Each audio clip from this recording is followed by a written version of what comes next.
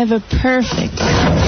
Broadcasting live from beautiful Midtown Manhattan, where on a clear night you can almost see the Rolling Stones greasing up their walkers for their new tour. It's the Ron and Fez Show, and I'm your announcer, Tenacious C. Now let's introduce your hosts, two guys wondering what to get a kid from the Hamptons that already has everything. Here they are, Ron Bennington, Fez WNEW, radio's champagne and caviar.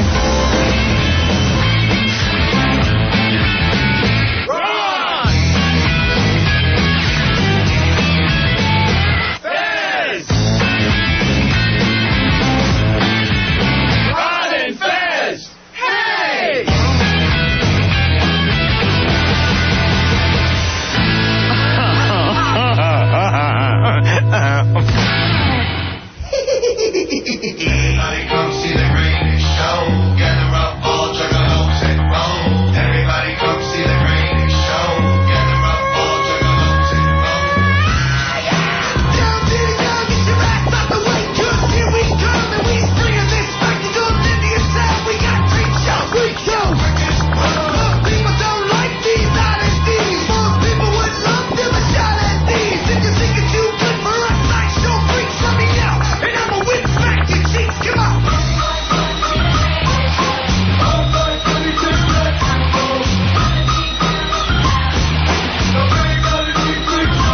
Buddies. Oh, buddies. Good evening, buddies. It's the Ron and Fez Show. Ready to rock tonight. 877-692-1027. Open phone lines. I'm Ron. With me as always. And this time, dressed as Spider-Man. I'm the web slinger, man. Fez, where'd you get that Spider-Man shirt? I didn't expect that you would dress in style. That actually got sent to me. Flipper sent that to me. Flipper's kids got that for me. Really? So it's out there? It's being sold? Yeah, and what's cool is, here, Ronnie, you got to feel the Spider-Man. Yeah, I don't want to. See, it's a red T-shirt. It's got Spider-Man on it, but it's like the Spider-Man is like done in this weird rubber latex thing, so it feels like webbing. Nice. Rub my webbing. No. Just touch it. Not going to. Face. Also, congratulations to the surly truck driver who, in my opinion, Fezzy, stole the movie. Surly truck driver, watch for him and Spider-Man breakthrough performance. Jim Norton, who actually gets off his big line, "You stink," and he gets, he gets a catchphrase out there, like Rodney does in movies. He's basically the young Rodney now. Very nice. All right, so we'll talk about. We did go and see Spider-Man this morning, and lucky enough to be in the theater with 700 inner city school kids. It's always nice when you see an inner-city youth field trip pull up to the theater right behind you. Right. I guess better than in front of you. Who were screaming and jumping up and down and just having a ball. The kids seem to love the film, and people going, "Oh, could you even..." Yeah, I thought they were very well behaved, and then they cheered and jumped up and down during the good parts. It was fun. They got excited, they oohed, and they awed throughout the performance. Interactive. It was very nice. Bill Clinton's got a new talk show that's in both the tabloid papers today, Fezzy. We'll talk about that in just a little bit. But big news, good news, we are finally ready to announce 2 weeks from tonight will be Big Ass Night of Fights 2. It is going to be May 17th, and we have selected the venue. The location is set for Big Ass Night of Fights 2. Lay it on, Fezzy. It will be at the Rec Room. That is in Wallington, New Jersey, 551 Main Avenue. The Rec Room, the site. A big-ass Night of Fights 2 that'll feature Al Dukes taking on Black Earl. That will be the headlining fight, Fezzy, which will be exciting. Also, our own Billy Staples, who was scheduled to fight Dan from Hoboken, has decided to go Diggstown style. And Monday night, we will be talking with a bunch of super heavyweights who are stopping by. A lot of guys 300 pounds plus that want to take him on. Also, we will bring back the winners from Cruel Circus, Great Acts, girls, bad girls, and good girls, both. We've got the Ron and Fez girls. Plus, Rory has lined up some bad girls, and we'll talk about that a little later on. Excellent. Now, if you ever saw the movie Diggstown, a guy fights 10 guys in 24 hours. We won't do that. We'll probably set up 5 or 6 fights for Billy Staples, who feels like Dan from Hoboken won't be enough for him, Fez. Yeah, so he has promised to give Dan from Hoboken the first round. Now, this is kind of exciting. I have an email sent to us, Fez. Email? It came in on my computer. How does that happen? How do they get the envelope in there? Are you online? I don't even know what that means. See, I have a computer, and I got that basically just so I could keep an eye on a lot of my NASDAQ stocks, Fezzy. I'm playing the NASDAQ thing. I feel like it's going to bounce back up. So the postman stuck a letter in your computer? No. It's sent through electronic mail. Perhaps this will help you. And now, Ron and Fez, the show of the future, brings you... Electronic mail. Mail sent electronically. Do you understand that now, Fez? Wow. There's no typing of paper. It's typed on the computer screen. Impressive. I don't even know where you'd put the stamp. This is what my email says. Dear Ron and Fez, he never beat me. He knocked me down, but I got up every time. I did exactly what I said I was going to do.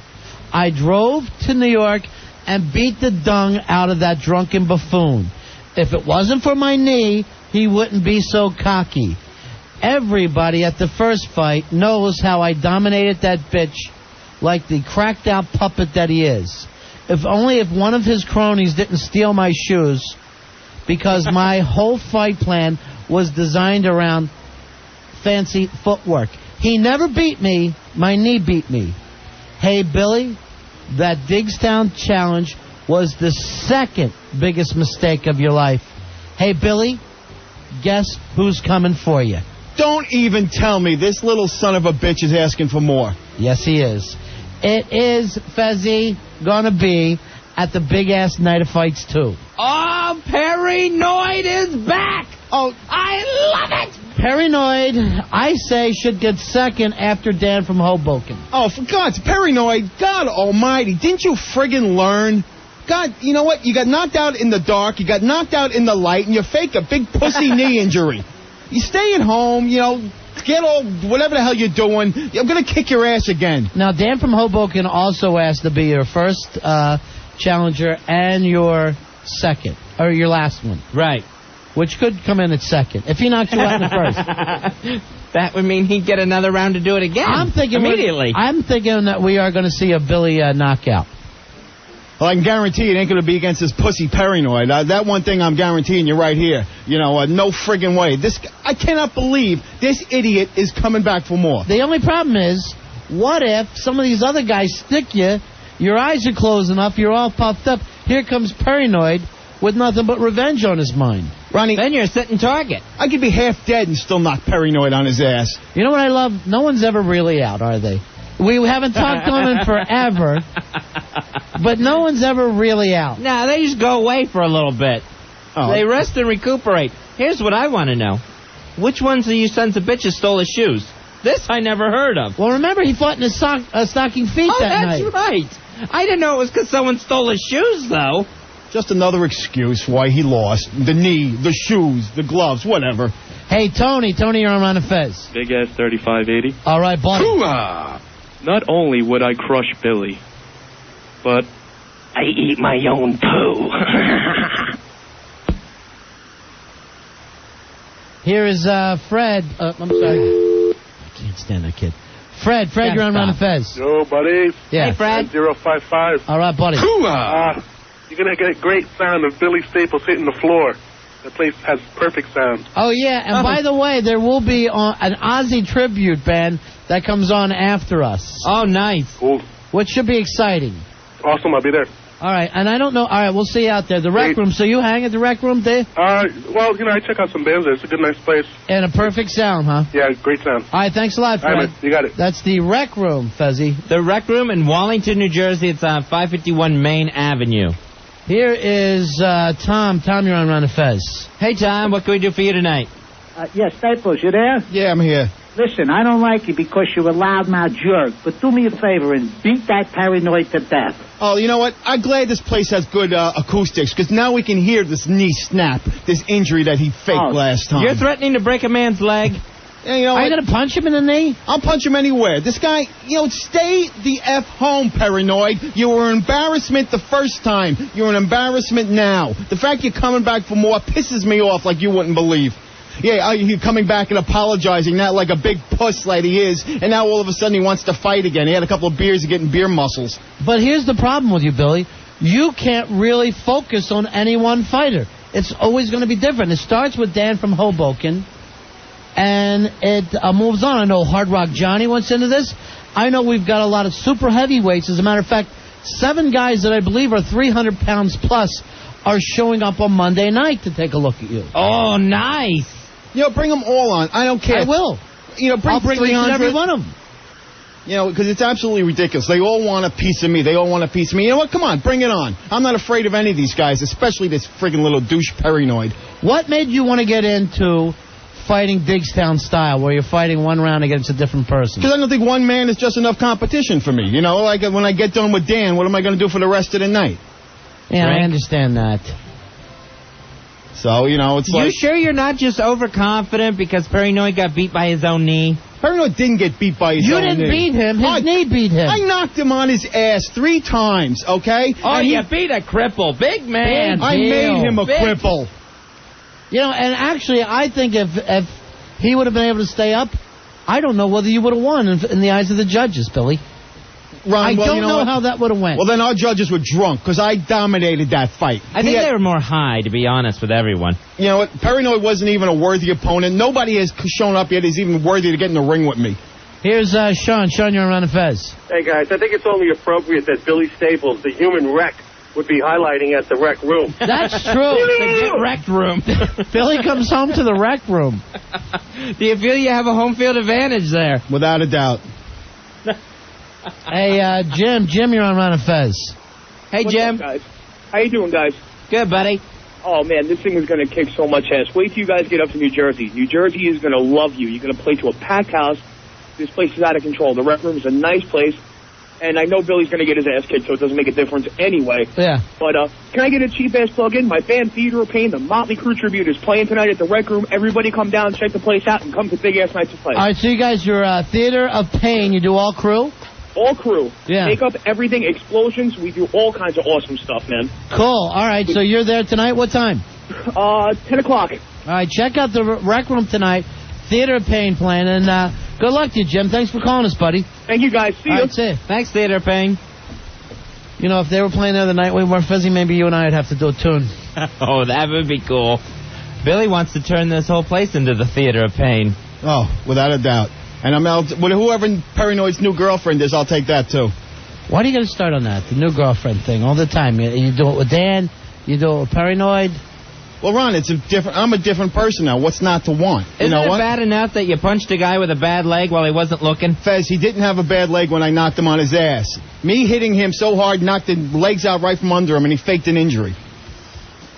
All right, here is Hard Rock Johnny, and he wants in on this Digtown's challenge. Hard Rock Johnny, how you doing, buddy? Oh, I'm juiced now, boys. Hey, Hard Rock. 5 minutes from my hometown. The hometown Johnny Hard Rock crowd is going to be there. Billy, you won't even have to worry about fighting 7 fights. You're going to fight 1, then you're going to meet me, and you're done. Yeah, just one and done for you, Billy. Just bring me a burger. Bring me a burger. One and done. One and done. I'll fight you right now. Meet me outside in the courtyard. All right, come on. Let's just hold on. We got 2 weeks from tonight. Right. I'm ready. Look at me. I'm chomping at the bit. Yeah, I'm chomping at something all the time. Yeah, that's all right. Chomping at something that's a rib. Why are you going to be that way, Billy? I don't want you fighting with everybody, all right? I want you to be nice. One and done for you, Billy. One and done. That's it. Hey, Johnny, don't drop any food off for us tonight. We're going out after the show, all right? I was going to let you bring a little something over for the birthday boy. All right, well, we were taking him out tonight. Yeah. Well, no. Something nice. Like nice birthday like.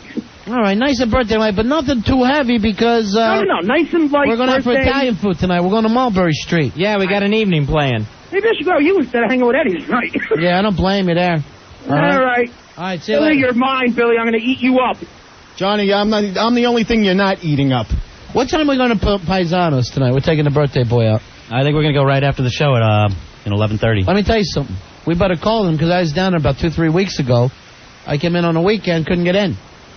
We got it all covered over there. I already called Paisanos? Nice. I don't want to start, and make sure we get a bill, okay? I don't want it to act like we're going down there for no bill, all right? No, we're just... Fezzi's got a big fat credit card. He's taking care of everybody. What? Now. This is Fezzi's night. I'm on a limited budget, and you know that. You got nothing but money. If I had it, I'd give it to you. You still got your communion money. Why don't you go open up that bag? I need that. He still has it in that little blue bag he was carrying around that day. It's still inside the cards. And by the way, everyone, it is Rory Hampton's birthday today.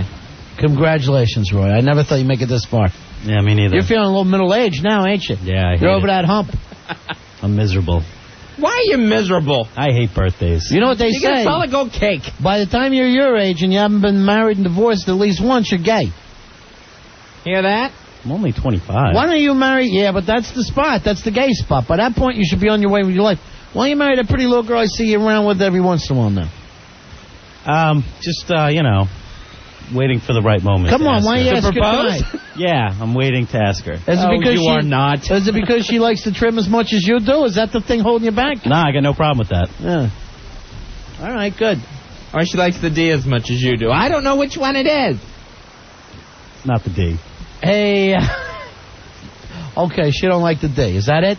No, she likes the D, but Was I don't she like with the you? D. As much as you? No, I'm not as confused. much as me. Which one of you likes the D and who doesn't? Somebody does. We both like the trim. She likes the D. I don't. Well, then where do you and the D come in? Just my own, that's all. You like your own. A lot. Here is... You're disgusting, Rory. I don't even know why you bring these things up. Here's Hal. Hal, you're on Run of Fez. Buddy. Hey, buddy. Hey, Hal. What's happening, fellas? But Hey, I'm willing to hop in the ring there with Billy Staples, knock them staples out of him. All right, Hal, you're already performing that night. I'll do a doubleheader. All right, I don't know if Back you to the remember D. Hal. Hal is the guy who flosses with the dog tags. We're bringing a lot of the cool circus people out. Oh, the mental flosser gets his chain going up his nose, out his mouth, and sits there and flosses his own face. Yeah, it's pretty disgusting, especially when he pulls it out. I'd hate to go all the way to Jersey just to, pull my, I think the technical term is brain snot. I don't want to go all the way there just to do that. If I can box too, I'm in. Do you think you could box around with that chain in your nose? That'd be tricky, but you know what? I'm willing to do it for the show. All right, hold on, Hal. Finally, someone who's willing to do something for the show. You can learn from him, Billy. No, I know, Billy. That's true. I'm going to stay off Roy tonight because it's his birthday. I know. I got that stupid 24-hour rule that I always do. Yeah? I don't insult the guys on their birthday for the midnight to midnight. Hey, I don't want everybody filling up on whatever Hard Rock Johnny's bringing us. Then we go to Paisanos, and you're wasting Fez's money. Well, my money? Fezzy, tonight's your night. Why my night? Because you're nothing but loaded. Oh, Ronnie, I'm living hand to mouth. Anything I find in your pockets, I keep. No! Come on. No! No. Seriously. I don't have it. You got it. I lost it in internet investment. You did. You don't invest nothing. You put all your cash down your crotch. You cheap bastard. Like a hillbilly, like a rich hillbilly he is. He keeps his cash in his butt cheeks, and that's it. Oh, then it would be easy to fall out and I'd lose it. It's true. I was just thinking there's a lot of room there. Look who it is. I got to do the tighten up. Look who's here, little. Please, you'd have to get an operation. Here's Frenchie. Frenchie, you're on this show tonight. How you doing, honey? Hi, baby. How are you? Hey, French bread pizza. Hey, Hi. Happy birthday. That's Claire. What are you two doing? It's French bread pizza and Crazy Claire? Yeah. What are you two doing? We're going to a concert tonight. What show are you going to go see? We're going to see Jurassic 5. Oh, yeah. Yeah, they're great, huh? That's a great band, huh? But, yeah, I like them. I love them. Yeah. I'm sure. We were just calling to say happy birthday to Rory. Oh, that's nice. Yeah. How about you two send Rory a big birthday kiss? Yeah, big birthday kiss? Yeah. All right. Mwah. Mwah. We'll hopefully see him next week. How about you pretend each other is Rory and give each other a birthday kiss? We'll pretend that we're giving Rory each other a kiss. Yeah. All right, let's pretend Rory's in some kind of a 69 situation for his birthday. You may not be able to hear that. Yeah, I will. Believe me. It'll be muffled. You did a little joke there with the muff being part of the word. Oh, I never even thought. Oh, my God. See, that's the thing about you. I'm always paying attention for the puns. Because you got a pun an hour.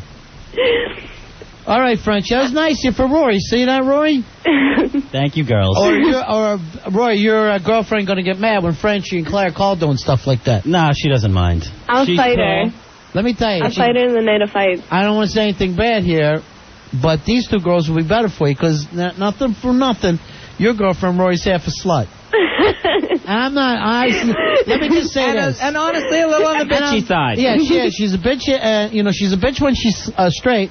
Then when she's drinking, she's half a slut. And not for nothing, I would never say anything wrong, but I saw her do some things, and I'll just leave it at that. That's part of her charm. Yeah, that is part of her charm. Old world charm. Yeah. Is that what you call it, charm? All right, Frenchie. All right, baby. All right, have fun tonight at the big show for, what's that show again? Jurassic 5. Yeah, Jurassic 5. I hope they play their big hit, yeah, that one hit. Fun at the So big good, show. you can dance to it. Claire said it's black people's music. Oh, is that right? Yeah. Say hi to Earl. All right, we will. Earl doesn't go to black people. That's right. All right, bye. Bye, you two. Bye, Frenchie. Bye, Crazy. Oh, by the way, try not to get gangbanged by a bunch of black guys. I forgot. I should always tell the girls that before they go out. They need to know it. Hey, John, you're on Ron and Fez. Hey, John. Ron and Fez, I want to beat up Hard Rock Johnny. Why's that? I work at Planet Hollywood. What do you do there at Planet Hollywood? I'm in sales. I want to beat up that overrated theme restaurant guru. Here's the problem. I know for a fact, and I don't want to start any trouble here, but according to Hard Rock Johnny, he ran you guys down the street. Yeah, whatever. Chase you off at 57. Yeah, you were on 57th Street, where, of course, all the action is. He shoves you out there. Tell him to come down Times Square. Maybe they could afford the rent. Where's this all come from, John? I mean, do you know Johnny? No, I don't know Johnny. I know Hard Rock. And Johnny's always just trying to get, like, a used pair of underwear from, Eric Clapton or something. Yeah, that part I can't deny that. I don't know. We'll throw it out there to him, all right? All right, hold on. We're going to take your number. All right. I like the idea Wow. Battle of the theme restaurants? Yeah. Nice. We're waiting for someone from WWF New York. They've got Brock Lesnar representing them. Hey, Joe, you're on Ron and Fez. What's up, Ron and Fez? Hey, buddy. Hey, Joe. Hey, what's up? Hey, Donnie Brasco, you up for a consequence if you can't go past 6 fighters? What's that? Is he still there? Is he I'm here. What are you talking about? He means can't Billy. make it, because you're saying like this is going to be you have to face more than one man. If you can't make it past 6 fighters, are you up for like a consequence? Like we dress you up as Spider-Man, you swing through Times Square for an hour. I don't know, something. There ain't going to be no need for no consequences. Well, that's what I'm saying. So let's come up with something then. Don't great, F man. us up and not be able to finish this. We got a show built around. That's a good Put your point, money in your Joe. mouth there. I'm putting it right now here. There would be no way in hell I am not going all 6 rounds with whoever wants a piece of me. I think it's going to be more than 6 rounds, Billy. That's the problem. I don't think it'll be more than 6 fighters. It might be 24 rounds. You won't make it past 6 At fighters. this point, we just don't know. Come on, come up with a consequence then. Well, what about you instead of shooting your mouth off? What about you? What about me? He didn't work for the show. What about me? Why don't you come down and fight? Come down and fight, huh? Yeah, you're so worried about what I'm going to do. Let me come down and kick your ass, too. All right, Billy, so what's the consequence then? Billy, you can't make it past 6 fighters. I don't want you fighting with every caller. I want you. I'll be the last fighter, and you end up like Muhammad Ali. You ever hear of his problem, man? Same problem. Shut up, No, Joe, what happened to please. him? I don't want. What is Joe doing on here? How are we going to run down Muhammad Ali? He's the greatest. Billy's just the latest. It's big-ass night of fights, too. It's been announced 2 weeks from tonight. The Rec Room on Main Avenue in Wallington, New Jersey. JT, you're on Ron and Fez. Hey, I want to go to this thing. How am I going to be able? You going to charge admission, tickets? No. What are we going to do? No admission, no tickets. Just show up. It's an open house. It's going to be a lot of fun. Okay, buddy? Just come join us. Right. All right? Hey, by the way, man, I got to back up Billy, man. To go through 6 guys, I know I ought to wear somebody out. If this is going to be a consequence, it ought to be if Billy wins, he gets to rub fecal matter on him. Later. All right, I like that. Thanks a lot. How about we do this? Billy, you make it the whole way. You get the crap on anybody's check you want. Wow. I like that, or I always like that. I always like the girlfriend aspect too. What does that mean? I'm sure some of these guys are going to have some hot girlfriends I could be with. Now all of a sudden it's indecent proposal. I mean, really, really indecent proposal. So you would crap on a check if you won, Billy? pick somebody's check? Or did you forget the time that you had to say this on the air? I know now that joking with fecal matter is never justified. Remember that? Remember that? Yeah, but when you almost got fired by the boss? And you had to make the defecation proclamation? Yeah, that's true. And he said he don't want to see your big fat meat fist taking a check through your butt crack. Keep your meat fists off other people's checks. Hey, Lorden, you're on Ron and Fez. Hey, what's going on, guys? Yeah. Yeah, I'm supposed to fight GVAC on the Big Ass Night of Fights. How do you figure that? Well, I posted it up on the message board. What's that got to do with us? You think you just posted on the message board and you're in? That's law? I'm sorry. This is the first I'm hearing about this. What's going on with the message board? Does anybody know? I don't know. Do any of my guys know? I got 6 producers just staring at the... What is it, Billy? They posted some kind of thing if anybody wants to fight somebody, just to put your names down. So they're going to have a thing, there's going to be guys from the message board fighting? I think anybody who was interested in fighting. Okay. I'll have to check into this. One of my guys should tell me if something like this comes up. Is there a lot of fights on there? I see GVAC, and GVAC's fighting about 10 or 12 people at this point. All right. So No, you're not fighting 10 or 12 people. Hold on. This isn't for the air. It doesn't even make sense yet. Can I have somebody on my staff? Somebody on my staff, other than the birthday boy, look out for my interest and Fez's interest. That's all you got to do. Would that be nice? Wouldn't that be excellent to have? Now, I got a guy calling, hey, I'm in your show. I'm fighting GVAC. I'd never heard of it before. And I got you going, GVAC's fighting 10 guys. Who's GVAC? Billy now? No, I'm just saying. Is this going to be his thing? I'd gladly get rid of you and put GVAC in your place. But I just want to know what the hell's going on with my career in Fez's. All right, here's your girlfriend, Billy, one of Billy's angels. Oh, nice. Who are your angels now, Billy? I forget them all. Ink Earl, Right. Christy, and Mashin. Now, are they going to be there with you, in your corner, like Hulk Hogan was in that Rocky movie? I hope so. Yeah. All right, here's Ink Girl. Inky, how you doing? Hey, boys. Hey. I am livid about this paranoid thing. I am so mad that Why, he Dahlia emailed sandwich? No. I can't believe that after all the BS that he has said about the show, that he has said about the people who work on the show, that he had the audacity to email you. Really? He doesn't like the show since he got beat? He has gone on and on. He IMs me every other day with a different screen name. Okay? Every other day, because I block him. I don't want anything to do with him. Inky, listen. You listen up. No, can I just be in one conversation on my own show? Go ahead, Ink Girl. What were you saying? Anyway, he's left me messages saying, I'm done with the show. Ron and Fez don't care about me. I don't care about them. I'll do work for Don and Mike now. Blah, blah, blah, blah, blah. Inky, here's the thing. How can someone be done with the show when they never worked on it? That's what I don't understand. Because he's absolutely effing out of his mind. And I'm not even joking. To the point where it's gotten to the point where I'm thinking about getting a restraining order. Really? Yes. And I have copies of the victim report from New Year's Eve saying that I could get one at any point. So, but he's not going close to you. You just there is an internet part of a restraining order now because of. So you're getting a restraining order that somebody can't send you an IM. That he cannot contact me in any way, shape, or form. Absolutely. Well, I thought you wanted to be in Billy's corner. I do want to be in Billy's corner. That's why I haven't done anything about it yet. God. That corner. That's one crowded corner at this point. With Billy's Angels. Oh, please. Hey, at least I get to be Farrah Fawcett. That's all that matters. Okay. All right. All right, see you later. Bye-bye. Thank you, Ink Girl. I can't keep up with everything, Fez. Oh, it's a soap opera. He's done with the show. What? At what point were you doing the show? So we know where to send that last check. That last imaginary check. That Billy imaginarily pooped on. Hey, Troy, you're on Ron Fez. Hey, how you doing? Big ass card holder 4540. Yeah, Billy. Well, actually, this is for more for Ron and Fez. You guys gonna have mics in the ring, so when I knock Billy around, you can catch all the new sound effects and put them all together? Yeah, I would love that. That's a good idea, because here's the Billy sound effects that we have so far.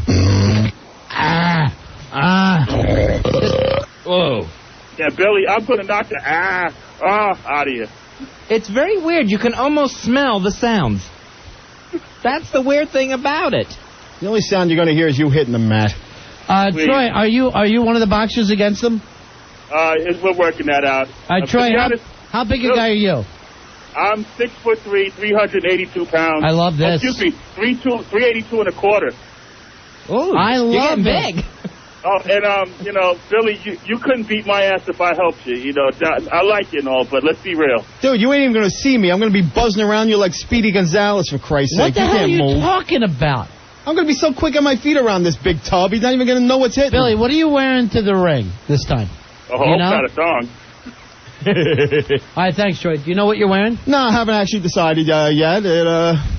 It's going to be something special. And your angels are going to be with you?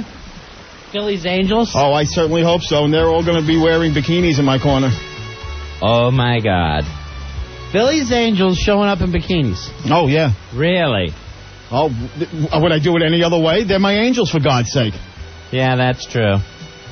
Billy, I don't know what you're wearing, but I'm sure it'll be tight. It'll be something appropriate for the evening. What, a gown? A backless gown? It's not a cotillion. It's a boxing match. A cotillion. I don't even know what a cotillion is, and you use that word once a week. I get cotillion confused with pavilion. It's what you would call a hoedown. All right, so it's like a party? Yeah, cotillion's like a big dance. All right, so could you have a... Like a ball. Let me ask you this. Could you have a cotillion in a pavilion? Yes, you could. That's a party I'd go to. If the pavilion's big enough, yes. All right, after the show tonight, we're taking Rory out. We're going to Paisanos, Fezzy. Paisanos on Mulberry Street. What time are we supposed to get there? We'll get there around midnight. Midnight? I'll be starving by then. Oh, we can rush it. I can't wait. We could, take off as soon as the show ends. Get down there by 11:30. I'm going to get down there fast. Because I am starving. I want to get there by 11:30. I don't want to be hanging around here talking with Brett Michaels. Okay, we'll leave. Eddie Trunk's got Brett Michaels coming in. We'll leave immediately after the show. All right, don't tell Brett. Who's all in? I am. We have Billy, Ron, and Fez, obviously. Thank you. Good. Al, Hawk, and I believe that's it. Oh, Al's going? Oh, jeez. Oh, good. Someone who can order off the menu for us. Someone who's authentic Italian. Good. Yeah, let's bring in the Italian of New Jersey. The guy who just insists to us that he is full-blooded Italian because his aunt married one. What are you going to order for us, Sal? I haven't decided yet, but I'm just glad that you guys will be seeing what I eat on a normal weekend. No, maybe a little manicotti. You know this ain't no Chef Boyardee, right? Yeah, no, this is it's the real stuff. It's the real. This is what I like. Have you been there before? One time, I believe. It was a couple years, maybe 2 years back. Before you were even with us? Yeah. You would come into New York once a year. Ew, you just creeped me out that you were walking around the city and I didn't even know it. That just really weirds me out. Are Billy's Angels coming in bikini clad? No. Will they be with him? No. Can you believe those three in bikinis in his corner? Oh my gosh, Billy's left the room for anyone who didn't I'll say notice. this, Billy's got class. I didn't know that he was going to be doing that. And he reminds me of Thunder Lips now. In the flesh, baby. All right, let's take a break. The big-ass night of fights, 2 weeks from tonight. It has been announced it will be May 17th. The location, the Rec Room, 551 Main Avenue. That's in Wallington, New Jersey. We'll be right back. More details on the big-ass night of fights because we are going to have the Cruel Circus people with us. Lots of chicks. It's something you don't want to miss. The Rec Room with Ron and Fez. Ron and Fez. 1027 WNEW and DW. People magazine names its 50 most beautiful people. Well, here's a real beauty of a Fezitorial! Well. Once again, People magazine is telling us who's the fairest of them all. And I haven't been this excited over a magazine since I was a kid, when Father would gather us around to read to us from the new Cosmo while he sat on the can. If we were lucky and he was constipated, we got to take the relationship quiz too. But what really cancels my subscription is how superficial the choices are for People magazine's most beautiful. That's why I'd like to offer some alternatives and nominate the most beautiful people on the inside. First of all, People Mag names Ozzy Osbourne's wife Sharon to their list. I say they picked the wrong Osbourne. Why not Jack? After all, this ham with glasses is doing all he can to make nerd chic fashionable. Besides, he's got Sharon completely beat in the cleavage department. Next up, People magazine calls Bernie Williams one of its most beautiful. Wrong again, people. If you're going to pick someone from the Yankees, why not former Yankee Ruben Rivera, or as he's known in the clubhouse, Stealing Beauty? Besides, I'm tired of the gorgeous Yankees always being selected. Forget the Bernie Williamses and the Derek Jeters. Why not manager Joe Torre this year? The man brings the beauty of a 5 o'clock shadow in right around 10 a.m. Or how about Don Zimmer? That man is just one big, round, shiny pile of beauty. Halle Berry makes the People list. Wow, that must have been a hard decision. I say forget Halle Berry and go with Chuck Berry, the man who can even find beauty in scat. For Chuck Berry, a perfect menage is him, a beautiful woman, and a turd. People magazine, your most beautiful list is full of mistakes. Instead of Olympic champ Apollo Ono, how about Yoko Ono, whose singing makes hell itself seem beautiful? Or instead of Alicia Keys, why not Alan Keys? Flip Wilson's body with Kermit the Frog's voice, that's a beautiful combo. And never mind Julia Roberts. Instead, let's go with Harlan's Holiday, the horse actually favored to win this weekend's Kentucky Derby.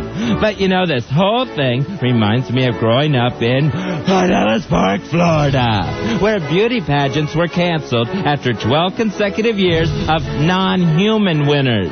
There's nothing worse than women crying as a sheep wearing a tiara walks past them. But it was there that I learned about inner beauty. I remember Mother looking for beauty in all things. In nature, in music, in homemade gin, and even in the barn with our handyman named Bobo. One time I overheard them when she said that Bobo even had a beauty in his pants, and she wished that all his good was inside her. Really inside her. Deep, deep inside her. Wait a minute. Mama wanted wood, not good. Anywho, People magazine, it's easy to pick beautiful people for this year's list, like Hugh Jackman, the most perfectly named person in the world, Jackman. But remember, you only have 50 beautiful people. There are millions of uglies in the world who are ready to say, we're here, we're queer, we will not disappear. This has been my Fezitorial. Thank you.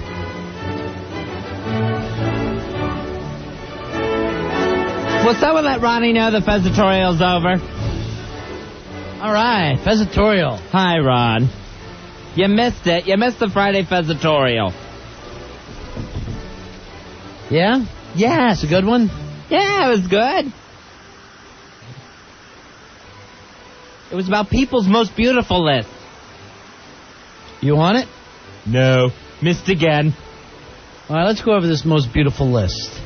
Well, they got Jennifer Aniston on there one more time. I got no problem with that. All right, Simon Baker, I don't know who that is. Couldn't pick him out of a lineup. Halle Berry. Yeah, perfect. Flavor of the month at this point. Julie Bowen, I don't know who that is. Tom Brady, Super Bowl quarterback from the New England Patriots. How can you tell if one guy's good looking or not? It's impossible. He's hot. Let's see. Hayden Christensen, the new Anakin Skywalker's on there. The new Darth Vader. That kid's too evil. Jennifer Connelly from Beautiful Mind. Yeah, no problem there.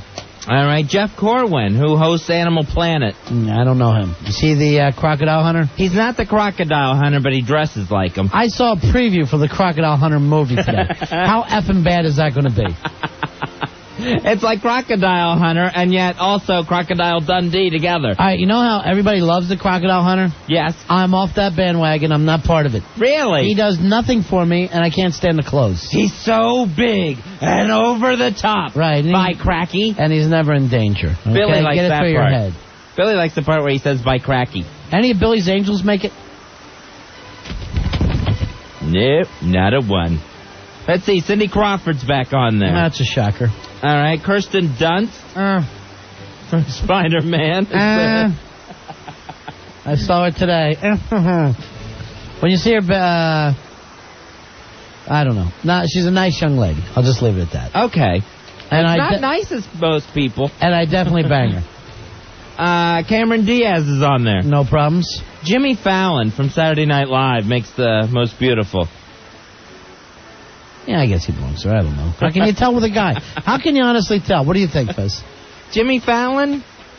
He gets all the chicks, right? He gets the hot chicks. Okay. Jimmy Fallon can go on. A one way to tell. Jodie Foster. She makes it a lot. Yeah. No, she belongs there. Jennifer Garner. Now, is that James Garner? I thought it was James Garner. I thought, yes, obviously, on the list. Then I read it closer. It's Jennifer, so I don't know. Josh Hartnett is on there. I don't agree with that one. I don't know. He's Pearl Harbor. Yeah, all the girls like him. Yeah, he's a big lurch. Girls like a big lurch. Wolverine, Hugh Jackman made it. I don't know what to say to this, Fez. It's guys. I can't really tell the difference. So Ashley Judd is on there. Yeah, no problems. Alicia Keys. Again, yeah. Nicole Kidman makes it one more time. She actually makes the cover. She'll be on there for life. Deborah Messing, Grace of Will and Grace, is on there. And the new Woody Allen movie that's coming out today. Yeah, she's hot. Mandy Moore. Apollo Ono, which I thought was our Paulo. I thought it was that Yoko Ono's latest kid? No, this is a speed skater from the Winter Olympics. Sharon Osbourne makes it. Now, why didn't they pick the daughter? Kelly Osbourne. I have no idea. I guess they realized Sharon's the one with the pull. Queen Amidala, Natalie Portman makes it. She should be on there for life. Julia Roberts is on there one more time.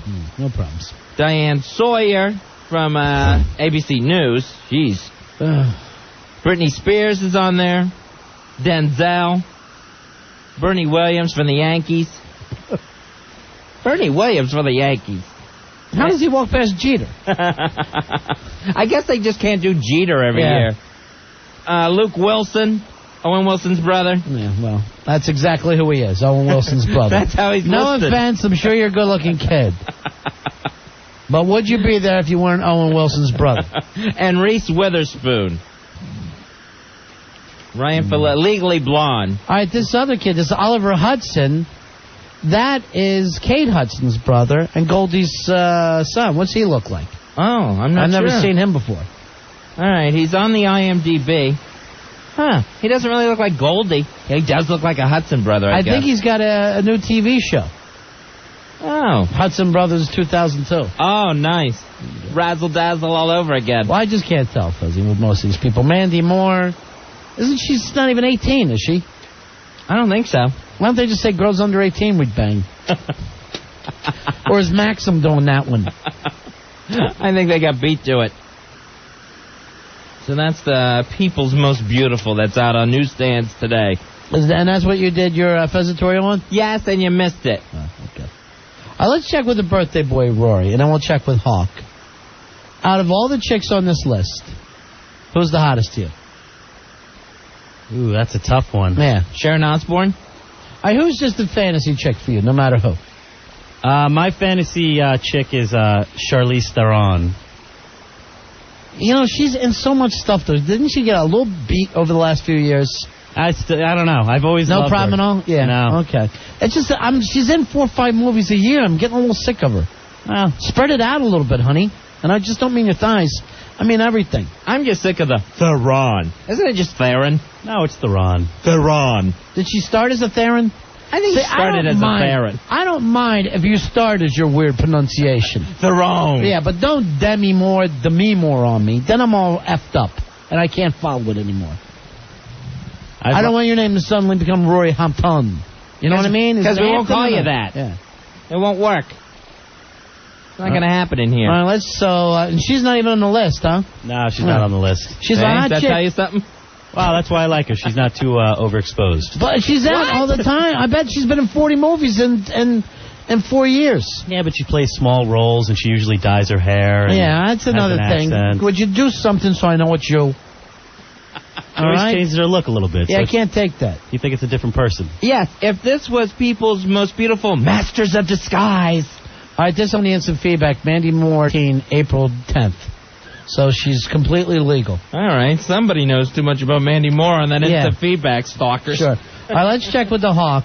Come on in, Hawk Fact. Most bangable famous woman right now. I would go with Natalie Portman. Really? Queen Amidala. Yep, for sure. She's almost too good for you. That's the problem. At least, she's almost like a little too classy. Yeah, she has that kind of air about her, but I just like her body. It's so kick-ass. You're a little old for her. I know. She's You're also, no Anakin. What are you, beautiful girls thing? She just turned 18 too, I think. Yeah. And here you are, 45. That's the best thing about her. Nice and young. What was the movie she was in when she was real little? The Professional or The Specialist, something like that? Professional. Yeah. You must have loved that, Hawk, huh? That's a little young. By the way, that was also another movie where the Roosevelt Island Tram was featured. Nice. And did a great job. All right, let me check with Billy Staples. I already know who he's going to pick on this list. He picks the same girl all the time. He's almost one of these middle-aged half-stalkers of Freak Shop. Billy, who's on it for you? Britney Spears. Why Britney? And she made the list. Why Britney? Are you kidding me? She's the ultimate fantasy girl. Britney has everything. All right, but you know you got a daughter that age, right? No, my daughter's a little younger. You're so sick. My daughter's only 19 and a half. Britney's 20. And how long have you wanted Britney? For the last 2 years? Yeah, I had a calendar for her in my office at home when she was 17 hanging up. Spanked to it? No, a couple of pages, a couple of months are stuck together. You're but sick bastard. You're so creepy, Billy. You never, gave any of your daughter's friends rides home, did you? This is what he says to some of the younger girls. There's nothing wrong with going after Britney, let me tell you. All right, stop it. You're freaking me out. Yeah, don't say things like that. I'm going after Britney. I know. I'll get a restraining order on you myself. All right, let me check with Al Dukes. I'm gay. I know that, Al, but... I'm gay. Can you pick a girl? I'm gay. Oh, I know that part. You can't come popping in here as gay as a cricket. When you look this list over, Al, when you had to pick a guy, all right, because the Nazis had your parents, right? Again? What are your parents doing with the Nazis? They seem to spend a lot of time in Eastern Germany. I think they're sympathizers. What guy on the list would you pick? Well, I'm not gay or anything. But I'm not asking you to give me your whole feedback here. I'm gay. I know that. But what guy? If I had to pick a guy, I might go for, Jeff Corwin, Animal Host? No, nice. I don't like, Anakin Skywalker? No, not him. Who'd you pick, like a Jimmy Fallon? I like, Jimmy Fallon's like a normal guy. He's funny. Kind of a clean cut, although he's got the crazy hair. So you're saying yes to Jimmy Fallon? If I What had about a to Luke pick Wilson? a guy. What about a Luke Wilson for you? Nah, I don't find that guy too interesting. I figured you for Too Bernie attractive? Williams. All right, so if you had to bang which one of these guys, what would you do? I wouldn't bang any guy. But say you had to, because they'd kill your... they'd bang you. Yeah. What guy would you let bang you? You're getting banged. Well, I wouldn't want to get banged if you're doing the Nazis' parents thing. Yeah, then you have to say the whole statement. I would let this probably guy. just bang Jimmy Fallon. What would you do? Bang him, Jimmy Fallon. Bang Jimmy Fallon. I need you to speak in sentences, please. Right. Okay? Now, what would you do, Al? If Nazis had my parents, I would bang Jimmy Fallon. Really? Sick, twisted bastard. Wow. You're so creepy. No, but only if the I'm not Nazi asking parents. other. I'm not even interested. Nazis have nothing to do with this, Al. You weirdo. And for now on, we speak in sentences. All right. Okay? Got a it. problem? Bang Fallon. I know. Here's Rob. You're on Hey, my what's up, face. fellas? Hey, Rob. Just got out of Spider-Man. Effing incredible movie. I saw it today. Fez and I went and saw it. What'd you think? You liked it? I loved it, especially Norton. Norton had a very nice little featured cameo, almost like he was a star. Yeah. Almost like it was, and it got a laugh in there. I was laughing. Although I had to take my 3 little nephews to it, so... How did they like it? They loved it. Yeah. Yeah? I mean, they're not, no kids read comic books anymore, so they're comparing it to the video game and the cartoon. But Right, exactly. That's true. But they dug it? Yeah, they loved it. Now, how old are they?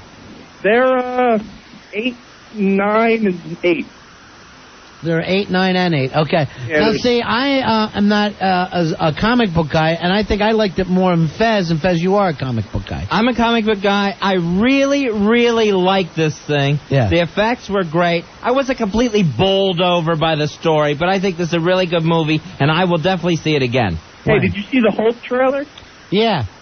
That looks like it's going to be interesting. It was just a little teaser. Well, but I think, here's what I said to Fez. I said that's the only thing that they shot so far. They probably haven't done anything other than said coming next year. That one will be interesting. And in a couple of weeks, and we're hearing really good things about the new Star Wars movie. Attack of the Clones. But the Spider-Man movie I liked a lot. I liked it too. All right, guys, I'll go see you on Monday. Al gave me a call to come in. Okay, buddy, see that? Now, if you go over some of the stuff, Fezzy, with, because, a comic book movie, it's a comic book movie. You can't get too... I'm not comparing it to The Godfather when I say I like it. Right. It's a summer movie. It's about a comic book. You know what you're getting into. I had no complaints at all. Some of the people didn't like the CGI stuff. I heard, who's his partner died? Roger Ebert. Oh, Ebert. He said that it looked like the guy didn't have enough weight, like like gravity didn't pull him down. I didn't have a problem with that. He's shooting around. Here's the thing I was thinking about Spider-Man, and the fact, they actually used bullets. See, I think that helps a comic book movie a lot. I think it helps it, too. But here's what I was thinking about him. And he's apt because he's got no buildings to swing off of. Yeah. Maybe, I guess, in the Rockies he would do okay. Running in the suburbs, and he's powerless. And that's his mode of transportation. Is the deal is he can't leave the city? He never leaves the city to fight people? Yeah, I don't think he's ever left the city that I know of. Yeah. This is home base. People are asking me this on the instant feedback. Was the World Trade Center, they had the spider web and there was a helicopter cart in it. That was not in the movie. But again, I think like the Hulk thing today, that's just something that they did right off the bat and never had any plans to put it. Excited about the film. Grace, it's a teaser. All right, here is Sean. Sean, you're on Manifest. Hey, Sean. Hey, guys. Yeah. The real hardcore Spider-Man nerds, they're upset because... Be natural, too. I totally agree. But shouldn't it come out his arse? Oh, no. If they do that, it'll be ridiculous. So, yeah, he's shooting the webs right out of his wrists. Instead of, like, in the comic book where he somehow got the... Here is Matty Fridays, who saw the movie. Matty, how you doing, buddy? Hey, guys, how's it going? Yeah. Hey, Matty Fridays. Hey, Ronnie. Hey, Fezzy. I like the movie up until the end, and I'm not going to spoil it or anything, but the whole exposition at the end of the movie, you know what I'm talking about? Yeah, but let's not get into any kind of spoilers, but I had no problem with the end of the movie. I just didn't voiceover because it was good. Yeah. But the reason those two characters talking, it really wasn't needed. I didn't think that was needed at all. It just totally ruined everything that was setting up in that movie, I thought. I don't know. I have no problem with that at all. What do you think, Fez? I had no problem with the ending, and What do you think of Osborn, as Willem Dafoe as Osborn? I thought he was great, and actually, I liked him better when he was playing Willem Dafoe as Osborn, more than when he was the Green Goblin, because it was... But did you really need that big mask? He's scary enough. Mask. I thought the Goblin, before they turned Ultimate Spider-Man, he wasn't really a monster. He was just wearing a hooded mask in the comic book anyway. Right. So they just modernized it.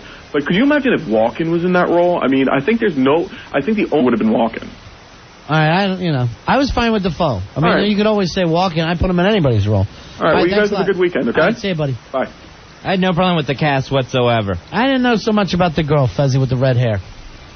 Well, I think she had to have the red hair for the comic book. Yeah, I know, but did she really look like the kind of girl that you would go, oh my God, my whole life changes over her?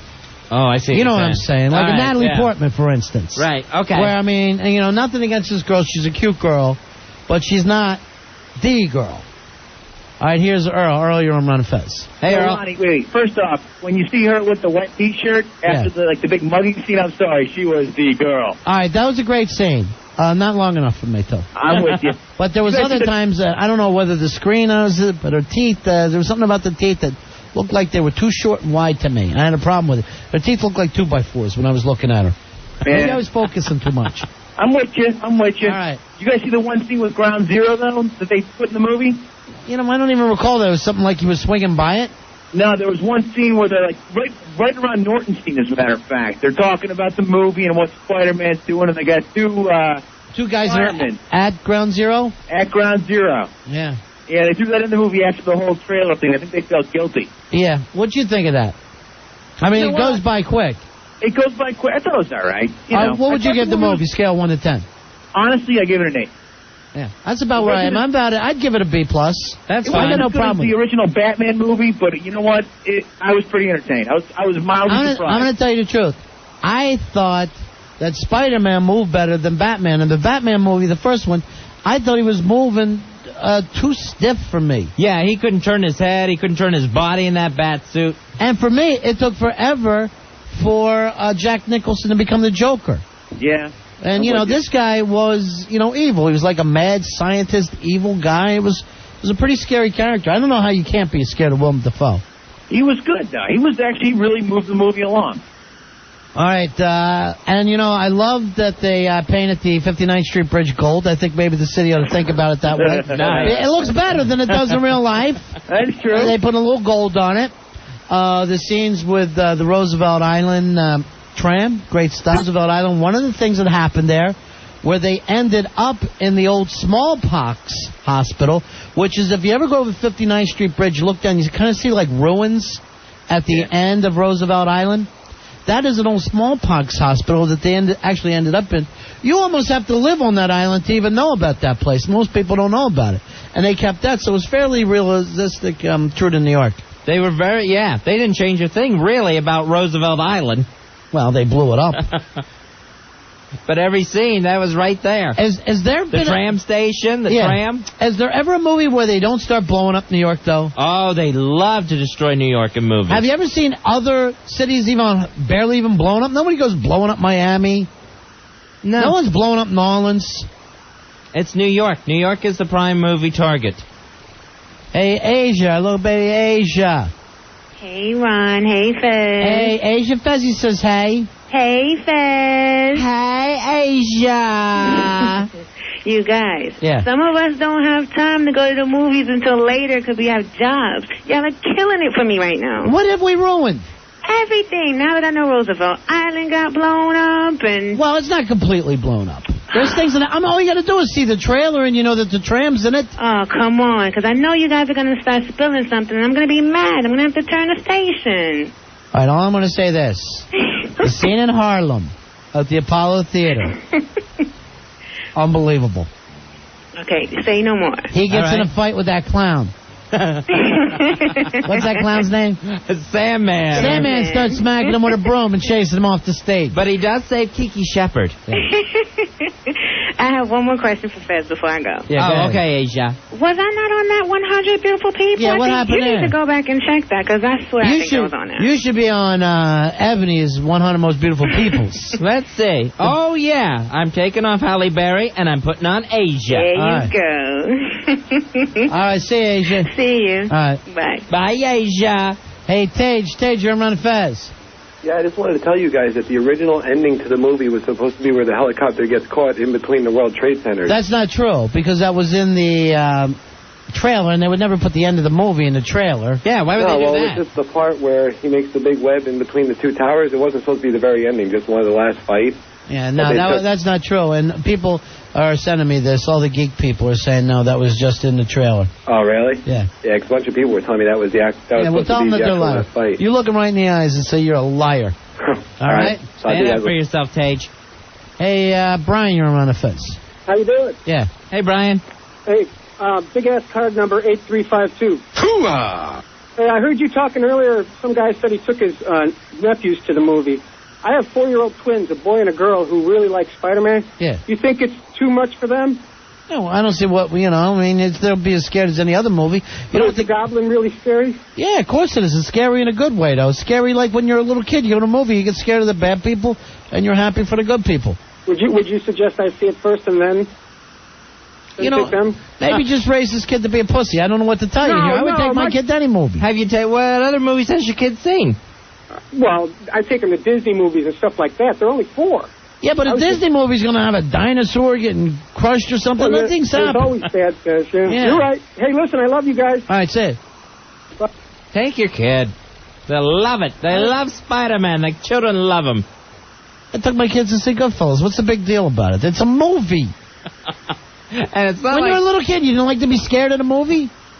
And it's not like nothing ever bad happens in those Disney films. It happens. Not one of those. Mothers are getting killed in those things. Not one of those characters has a mother. Hey, Joe, you're on Ron and Fez. Hey, Joe.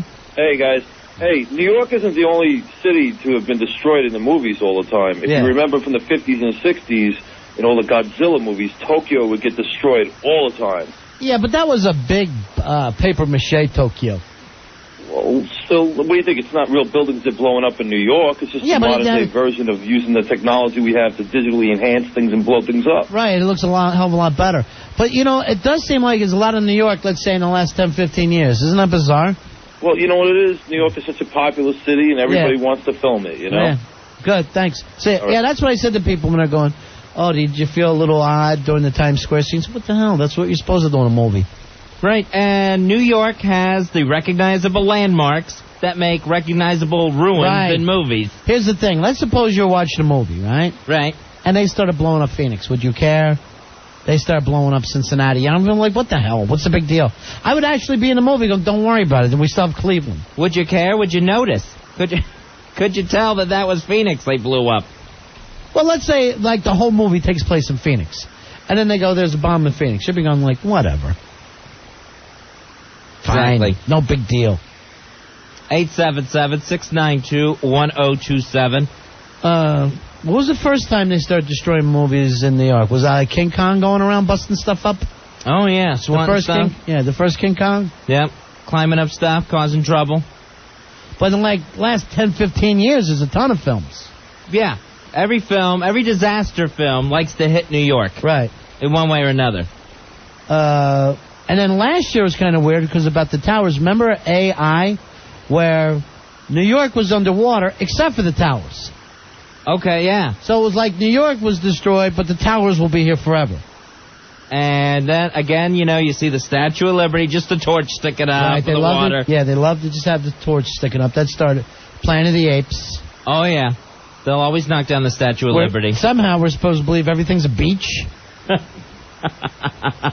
877-692-1027. What else? Independence Day. Yeah. That's when they started to really put New York underwater. Is that where they where the spaceship was right over the Empire State Building? Yeah. Is that what their center target was? Oh, I'm thinking of the other one, I guess. I'm thinking of not Independence Day, but the one that came out the same time as Independence Day. Deep Impact. Oh, okay. That had the big wave coming in, remember? Yeah. There was a huge wave that for some reason came from the south. Because it rolled up over lower Manhattan, up,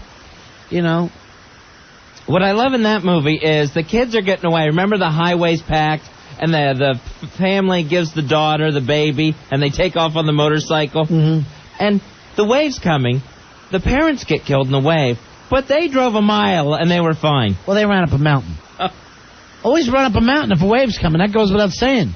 No one knew this. They didn't make it that far up a mountain. No one knew this. Run up a mountain. 877-692-1027. Tommy, you're on Ron and Fez. What's hey, Tommy. up, players? Hey, player. How about Escape from New York with your man Snake Plissken? All right, Snake Plissken, who I thought he was dead. That was good because it had New York already long destroyed. Yeah, and basically a prison. Yeah, which was really a great little concept. That, there's nothing we can do anymore. People were so weirded out by the 70s and early 80s that they act like eventually we will just put a fence around Manhattan and keep all those animals in. Yeah, they won't be able to get out, and you won't go in. Hey, and we'll all be separated, and we'll all be better off. Albert, you're on Ron and Fez. Hey, Albert. What's up, buddies? Yeah. Godzilla. with Matthew Broderick. Godzilla going around the east side in Times Square, just destroying buildings left and right. Yeah, he did, and of course, they were in Madison Square Garden. And Godzilla, who was so gigantic, big enough to run through buildings, remember? He was like literally leaving his hole through buildings, yet could somehow hide and be crawling around in the subway system. Yeah, crawling through the very thin tunnels. Right. When you look at the subway, there's just enough room for that train. How the hell is this huge lizard going to be sliding around down there? So they blew up Madison Square Garden completely. The Army came in and blew that thing up. And then the Brooklyn Bridge, they tied the monster up in. Where the hell? I only saw that movie once. Which bridge was it? I'm not sure. But they got him caught in the cables and everything. Yeah, I'm not sure which bridge that was. I remember being so disappointed for that one. Well, it was so stupid to have baby Godzilla. Shouldn't this one monster be enough to hold your attention and your plot? Then they tried to look like Jurassic Park. Right, like the Velociraptors. Yeah. All running around. And they had to run from them. And just hundreds of them. If you're doing Godzilla should be enough, people. What, are you so bored with your own script you got to come up with 100 other monsters? That was terrible. Jeez. Crap. Just crap. Here's, the Godzilla thing, and I was really looking forward to it, because they had a great teaser trailer, remember? Where I was underwater and the guys were fishing, kind of looked like Jaws. So the big wave was coming, and that little pier was falling apart as the old man's running. Here is Anthony. Anthony, you're on Running Fez. Hey, Anthony. How you doing? Yeah. Card holder number 4969. Armageddon. They blew up. It was blowing up New York. The asteroids and all that. Now that's where it got hit with like a meteor shower, right, or something like that? Yeah. Yeah, and remember the Chrysler building, the top of the Chrysler building. Right, okay. Down. Yeah. And then the guy was yelling, Saddam Hussein is bombing us. Remember? So it was almost like they thought they were being bombed, but it was meteors hitting. Yeah, the little pieces of the asteroid coming in. With the guy with the Godzilla. What do you mean, Godzilla? Oh, yeah, right. They were arguing. The dog was arguing with somebody. He was like selling Godzilla merchandise or something. And he took an little piece of asteroid right in his head. Right, because I guess they came out at the same time. But Armageddon was the big hit that summer, right? Yes. Yeah. I'd say it. Here's Sean. Sean, you're on Running Fez. Hey, Sean. Yeah, hey, how you guys doing? Yeah. 12 Monkeys was in New York. They came back and New York was all screwed up from the virus with cats running around and stuff. Sorry to tell you, my friend, that was Philadelphia. Oh, it was, wasn't it? And that's why nobody cared. Sorry. Gotcha. Nobody. Thank you for the correction. People actually looked at it and said, so what? Philadelphia overrun by animals. How's that different from anything? You better keep your focus on New York. Or people think, we're okay. We still got New York. They just blew up Philadelphia. So what? That stuff felt safe. Here's Dave. Dave, you're on Running Fez. Hey, Dave. Hey, what about Die Hard 3 with a vengeance? They took out half of Wall Street. Yeah, they did. They actually almost kind of had a ground zero look about it, too. Yeah, the train stations are destroyed. Right. Die Hard 3, but then, of course, they stop it from destroying a big... See, a lot of movies, they just saved New York. Oh, yeah, from the attack. Right. What was the one just a couple years ago? George Clooney was driving all over town because supposedly there was an atomic bomb in New York. Was that The Peacemaker? Yeah, that was it. Okay. Yeah. The Peacemaker. Right. And again, people are nervous because it's New York. But try being worried whether or not they're going to blow up Philadelphia. People are going to go, whatever. We'll be fine. Hey, Jim, you're on Running Fez. How's it going, guys? Yeah. How about one from the 60s, Failsafe, with Henry Fonda? I don't remember that one. What happened is that we sent over bombers to bomb Russia. It was a mistake, and they couldn't call them back. So in order to appease the Russians, he also drops a bomb on New York City. Who drops one? We do? Henry Fonda was supposed to be the president in that one. What a horrible president. Yeah, it was pretty heartbreaking. Larry Hagman was like the interpreter. Did he give everybody a chance to get out? No, he just kind of did it. He wanted to even it up, to show that we didn't do it to start war with Russia. All right. Thanks a lot. That's it. It seems an awful lot to give up. Well, I guess they figured, if we take out Moscow, if we take out New York, we're even. We won't destroy the whole world. And we save the world. rest of the world. Yeah. Jeez. Why didn't we say again? Let's suppose they would have said, okay, well, we'll give you Cincinnati. No. Denver? New York? All right, we got a deal. Yeah, that's even, Steven, for them. All right, here is Rusty. Rusty, you're on Run and Fez. Hey, Rusty. Hey, Run and Fez. How you doing tonight? Good, buddy. What can we do for you? I was thinking about Men in Black, when the aliens go out to the old World's Fair. Yeah, right. They're in Queens. And they try to blow those things up. One other movie that I thought of as I was waiting for you guys, what is that movie with Tommy Lee Jones with the lava coming through? Is that from New York, or were they in California? No, that was in L.A., yeah. That was L.A.? That was supposedly there was a volcano. Again, in the tar pit. Again, it tubed because no one cared. Mm-hmm. So what, L.A. blows up? Who cares? Had it been New York, we would have all remembered. If it had been New York, it sticks in your mind. And they know this. And people like to see the wreckage for some reason. They love to see that Statue of Liberty without its head. I know. Remember? Well, I guess that was like Deep Impact, where the head was rolling underwater. Oh, yeah, in the flood. Yeah. Here is Dan. Dan, you're on Run and Fez. Hey, Dan. Hey, guys. I don't know. This one's not exclusively New York, but the made-for-TV series, Stephen King's The Stand, starts off part of the expositions in New York, where the super flu kills everyone, and such a pain in the ass when they have to climb through the tunnel to get out of there. And remember, like a day. Remember, Kareem is walking around going, the end is coming in Times Square? Right. He's one of the Times Square nuts. Yeah. Now, the other, and there's always like a landmark building, like we talked about. It's either the Empire State Building, the towers. They did it to the Statue of Liberty, and in Godzilla, he actually ran through the MetLife building. Remember? Oh yeah, and just left the Godzilla frame there, like in a cartoon.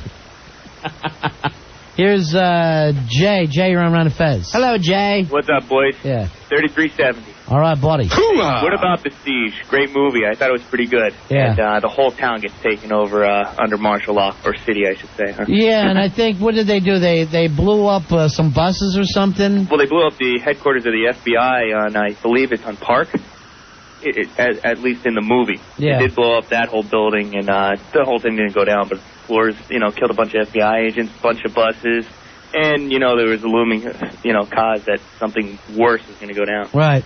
So, all right, say later. Thanks, Jay. Hey, here's another Jay. Jay, you're on Run and Fez. Hey, what's up, buddy? Yeah. But Ghostbusters 2, when they hijacked the Statue of Liberty, they put the slime all in it. He's walking down the street, stamping out cars, and then they use the Statue of Liberty to destroy the art museum, to get in the art museum. Right. Crazy stuff. Yeah, they've done it a million times with New York. They love doing it with New York. Yeah, and Ghostbusters 1, The Marshmallow Man. Nobody steps on a church in my town. Here's John. John, you're on Run and Fez. Hey, John. Card holder 6632. The movie X-Men. Oh, yeah, X-Men. That was all downtown. They had the Statue of Liberty. Yeah, they were constantly battling out in New York. And just for a little information, I was just on the internet. They have X-Men 2 coming out next May. A movie called Daredevil, which is Marvel Comics, that's going to have Ben Affleck in it. Right.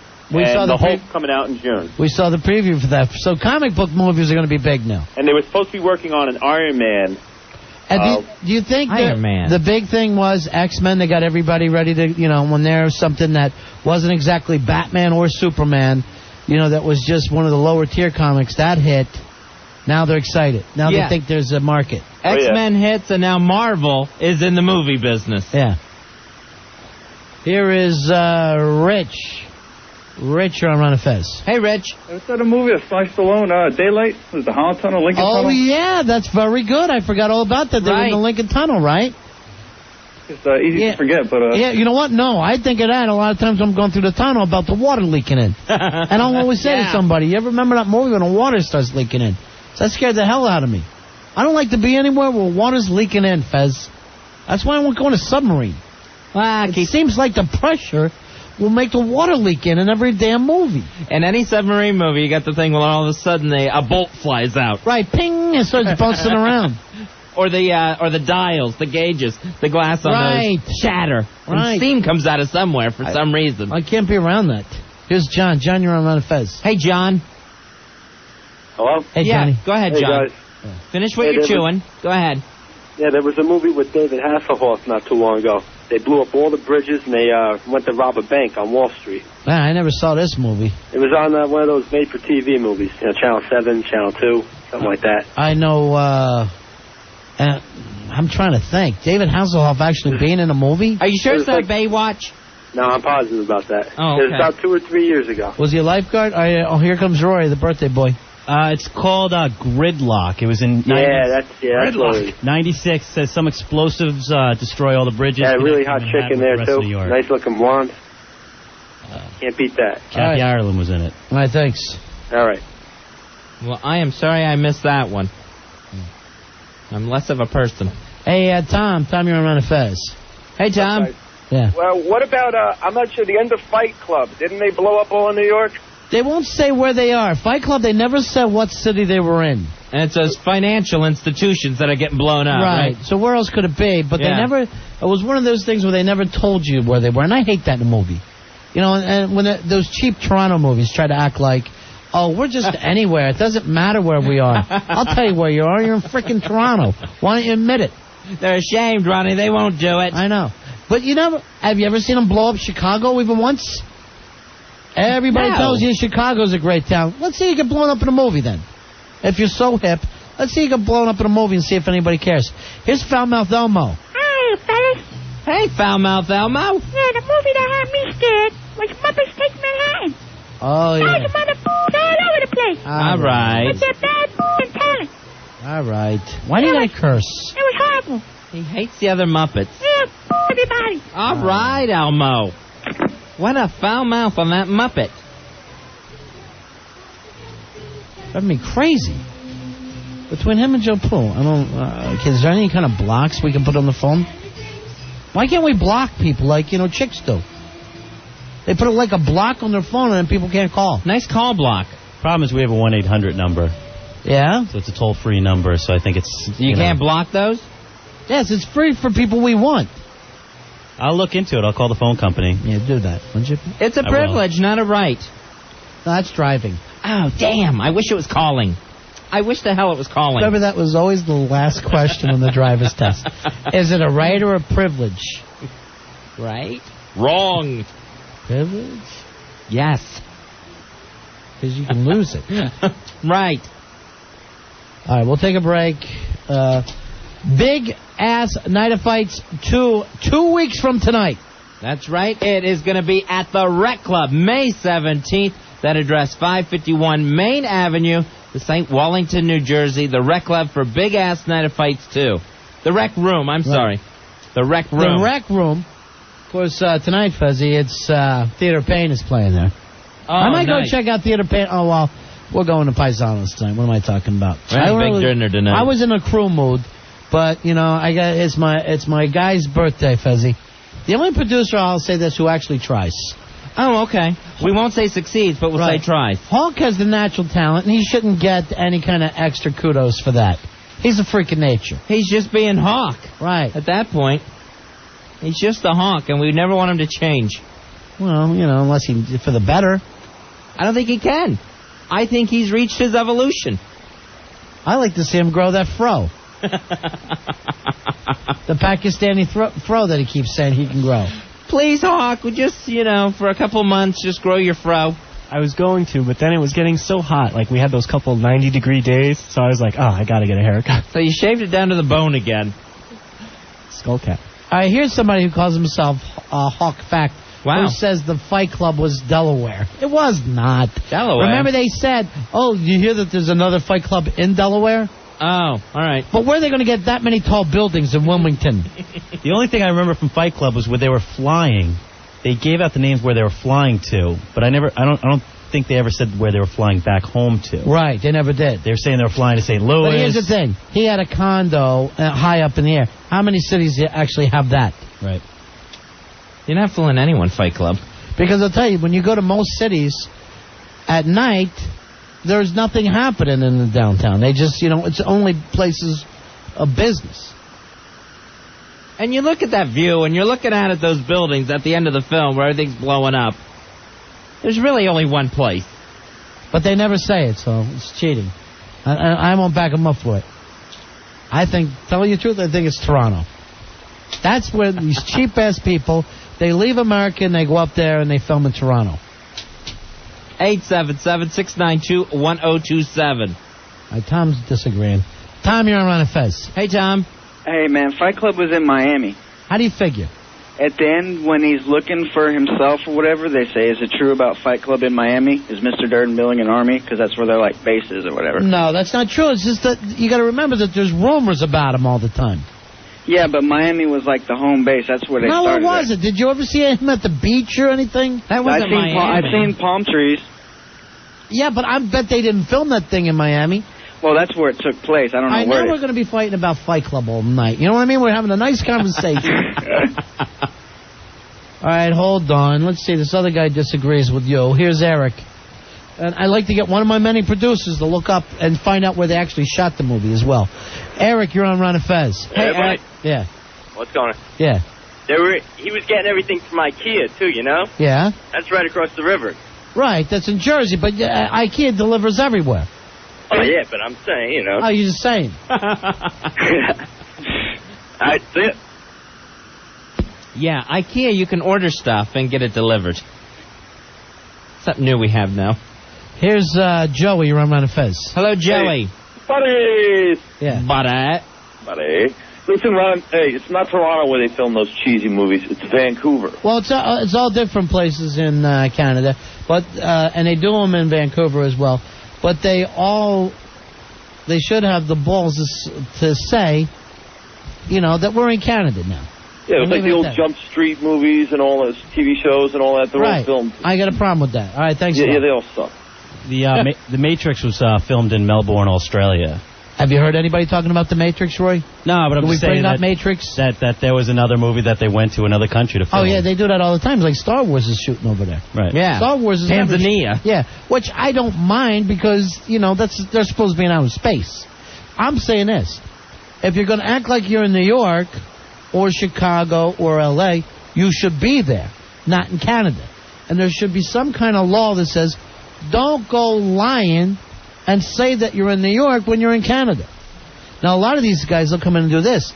They'll shoot in New York or L.A., they'll shoot the exterior scenes, then they shoot the interiors up there in Canada where they don't have to use unions. Bastard people. 877-692-1027. We're on Fez. Ron and Fez.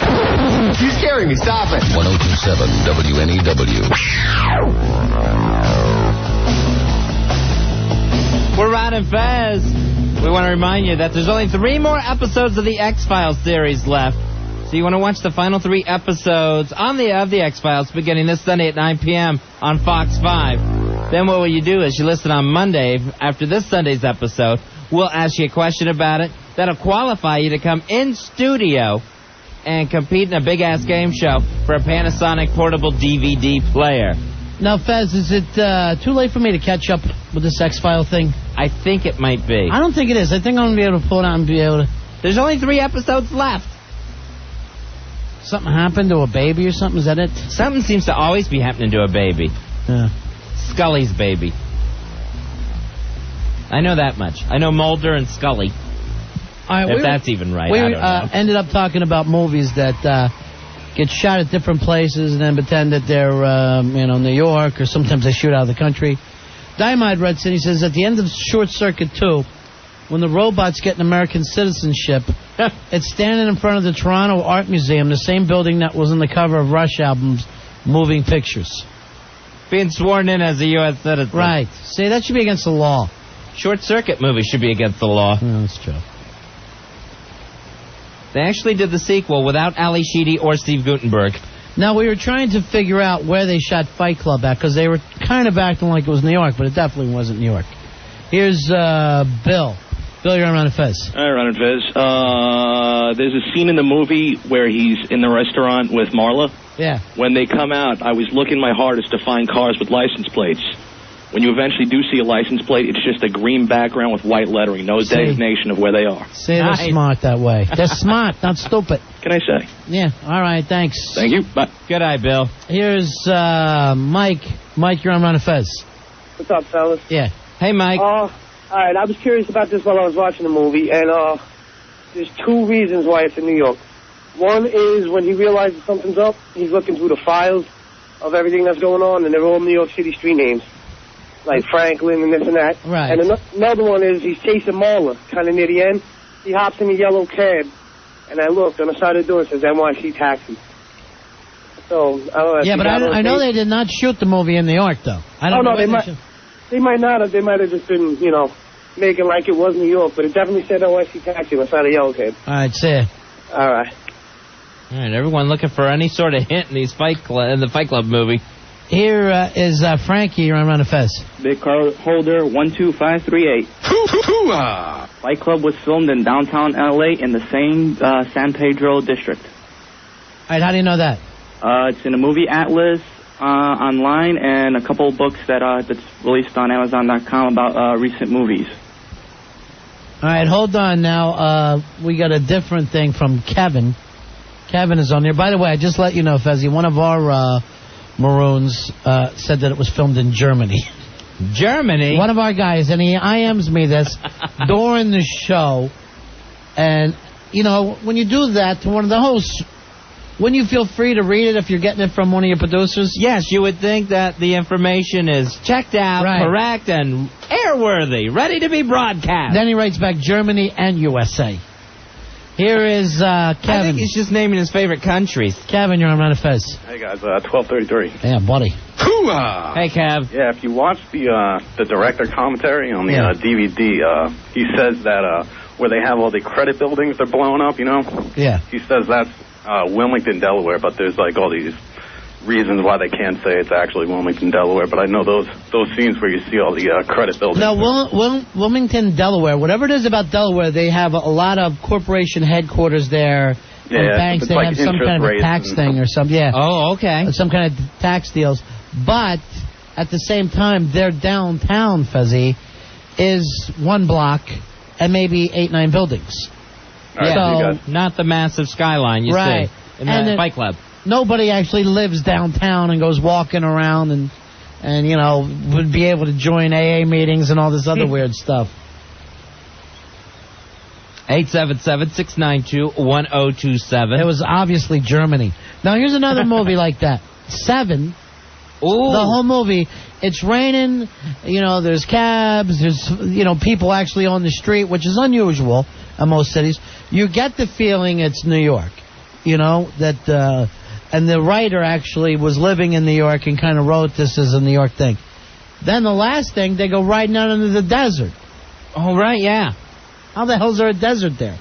That was one ugly city at 7. Yeah, right. That is just depressing. Yeah. But you're right, any of the apartments that they went into, it all looked New York. Right.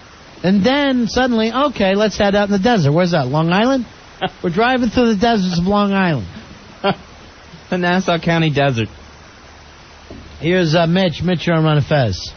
Hey, Mitch. Hey, guys. Hey, buddy. 1986 here. All right, buddy. That Jackie Chan movie, Rumble in the Bronx. Mm-hmm. Every scene, you see the mountains, the snow-covered mountains of Vancouver. Right, beautiful. Like maybe we'll leave the Bronx and go skiing. I don't know. This weekend, we're very, very busy. Again, that's a Vancouver deal. But, you just call it the Bronx, and then you're on your way. Yeah. That's it. And they feel that that's enough. They don't feel any responsibility to change anything else. Well, believe me. To even digitally, and you can do that, remove mountains. I don't blame it on the Chinaman. Jackie Chan, he didn't know where the hell he was. They probably told him he was in New York. He didn't know. He was barely speaking English then. And love the beautiful mountains of Manhattan. Yeah, this is great here. Love the fresh air of New York. 877-692-1027. All right, here's John. John, you're on Run of Fez. Hey, John. Hey, how's it going, guys? Yeah. Listen, it's Wilmington, North Carolina, not Wilmington, Delaware. All right, we're back to Fight Club again? Yeah, actually, Wilmington, North Carolina is the #1 city in the United States for filming. New York is second, and Los Angeles is third. First of all, Los Angeles is first. That's why they have those huge, giant studios every time you turn around. No, but when they do off-site filming... Then why would Los Angeles be third? It just is. I just looked it up in the movie atlas. Wilmington, North Carolina is actually the #1 filming location for off-site movies. All right. First of all, is that off-site? Well, you know what I mean. No, not at all. I have no idea what you're talking about. In other words, like when they film somewhere and they All right, give us a movie shot in Wilmington, North Carolina. Fight Club. All right, keep going. Give me 10. Oh, I can't give you 10. I'm just telling you what I read in the book. Give me 2. 2? I think I can only give you that one. And somebody else said it was Wilmington, Delaware. First of all, in Fight Club, I didn't hear a lot of Southern accents. What does Wilmington, North Carolina have to offer that it's made it to #1? I'm just telling you what I didn't cast the crew. I'm just telling you what I read in the book. All right, so Diamond writes in, and I wish he was one of our producers, that Dawson's Creek is filmed there. Oh, well, that would make it #1 then. I know there is a studio there. What's his name built it? The Italian guy, Dino De Laurentiis. I have here in Wilmington, North Carolina, there was 19 movies filmed over, however long time. What do you mean, however long time? You got to give me a time. Since the beginning of time, Ronnie. Since the beginning of when they built it there. Built the city? No, since they built the studio there. I think what you're trying to say is there's only been 19 movies credited as being shot in Wilmington, North Carolina. Correct. Is it North Carolina or Delaware we are? North Carolina. North Carolina. All right, well, let's go over. Okay. Being There. Being There was in D.C. We're talking about the exteriors, not where they did the, editing and stuff. Okay. Blue Velvet. Blue Velvet was supposed to be in, Washington State, remember? It was Lumberton. Bull Durham. That I'll give him. That makes sense. The Color Purple. You can get away with that. Who knows there? Crimes of the Heart. I never heard of it. The Crow. Yeah, Crow. Yeah, that looks like Delaware. I thought that was supposed to be Detroit. I think it was supposed to be Dirty Dancing. I thought that was Catskills. Evil Dead 2. Be anywhere. The Exorcist 3. All right, these are crap movies. Seriously. Well, no, then it gets we're talking crap movies. Then it gets a little bit better. The Fugitive. What's better about that? The Hunt for Red October. I Know What You Did Last Summer. The Last of the Mohegans. Lolita, Manhunter, Starman, The Swan, Weekend at Bernie's, and You're the Dragon. All right, so most of them you're not even supposed to be. You're the Dragon is supposed to be Chinatown. That's right. All right, so maybe they're using their studios, but they're not saying, here we are in beautiful Wilmington, North Carolina. Because there is a studio there that I think Dino De Laurentiis built. All right, here's Brian. Brian, you're on Fez. Hey, Brian. How's it going, guys? You know that movie Men of Honor? Yeah. Yeah, well, they set Bayonne in the middle of the woods with snow-capped mountains in the background. Yeah, Bayonne... Bayonne was a very strange thing in that movie. These mountains must be just gorgeous. They're beautiful. It's almost like the skyline in New York. It was great. Welcome to Bayonne, New Jersey. Temple on God's ass. Now, why not just give that to Bayonne? Let them have a little cash. That's such a problem. 877-692-1027. Now, our big-ass night of fights is coming up, and, we talked all about Billy Staples' fights. By the way, 2 weeks from tonight, don't miss it. Call all your friends and say, F it, we're going out and seeing this. Free entertainment, Fezzy. It's May 17th, Friday night, The Rec Room, 551 Main Avenue. That's in Wallington, New Jersey. Big-ass night of fights, too.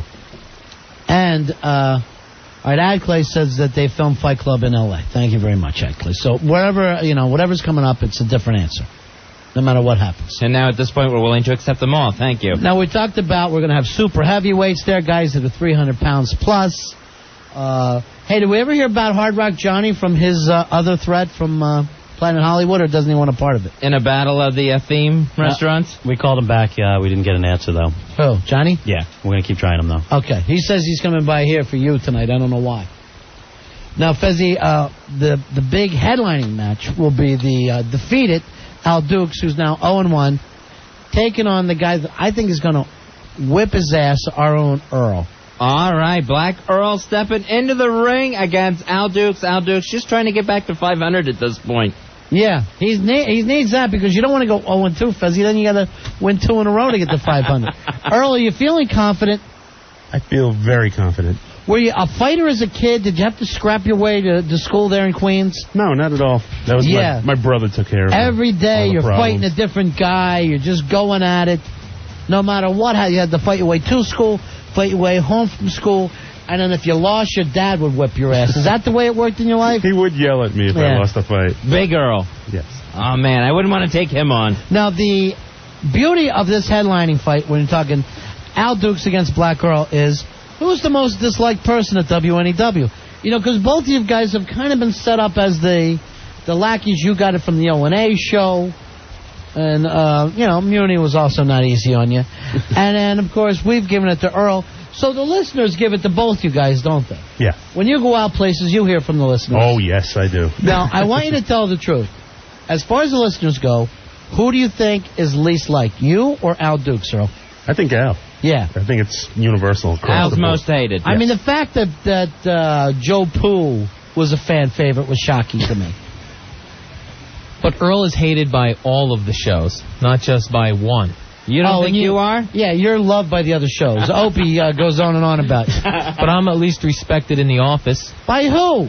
The people that work here. Name one person who respects you. The whole promotion staff, the sales staff. I mean, I have a master's degree, and they respect that. Nobody respects it. No, they think it's a joke. No, you guys they came in with high school diplomas and make more money than you. I hear it all the time. You guys think it's a joke. Yes. But the people in the office respect it. They are constantly saying that about their high school diplomas. You don't think Earl's respected? He's been here 12 years. He's made it through every format switch. He's been here 12 years because of the obvious reason. That being? Yeah. I don't have to spell it out for everybody. Spell it out. Please, spell it out, master's degree. Every company has certain requirements. All right, let me do this. Let me just say this. White people are so scared of black people. No, and Al, I am appalled that you're already using the race card. I was hoping you wouldn't. Not using. I'm just saying there are certain requirements that companies have to keep. Certain requirements. And for someone to hang around for 12, 13 years, it had nothing to do with the fact that I worked my ass off. Seems like it might have something to do with the other thing. Answer him. What is the... So it had nothing to do with the fact that I worked my ass off. It's hard to say. I mean, now, unless you were in the past working, I don't see it. Are you saying that he doesn't deserve his job here? He walks around a lot and just chats with people. I don't even know what his job is, to be honest with you. Honestly, I get results. I've got what? Actually, I've gotten better guests than you have in, 2 years? I will say this for Earl, and I hate to get in the middle of this because it's between you two guys. I agree with you, Earl. You've gotten better guests for this show. You've done more stuff for this show than Al has. And you're not a part of this show, Earl. But he promises so many more guests than he brings to the table. A ton more. Oh, every day it's someone huge. Al, what's a big-name guest that you have booked on the show? I booked Paul Schaefer on here. Abe Bagoda. Abe Bagoda never did this show. We've never had Abe Bagoda on here. Never have we had Abe Bagoda on this show. That would have been a highlight of my life if Abe Bagoda would have walked in here. We would have loved. What are you?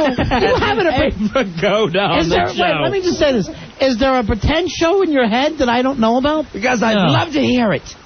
Maybe I'm confusing him with... Do I have to listen to your ears to hear this show? Because I would love to. Fezzy, our next guest, you may remember as Fish.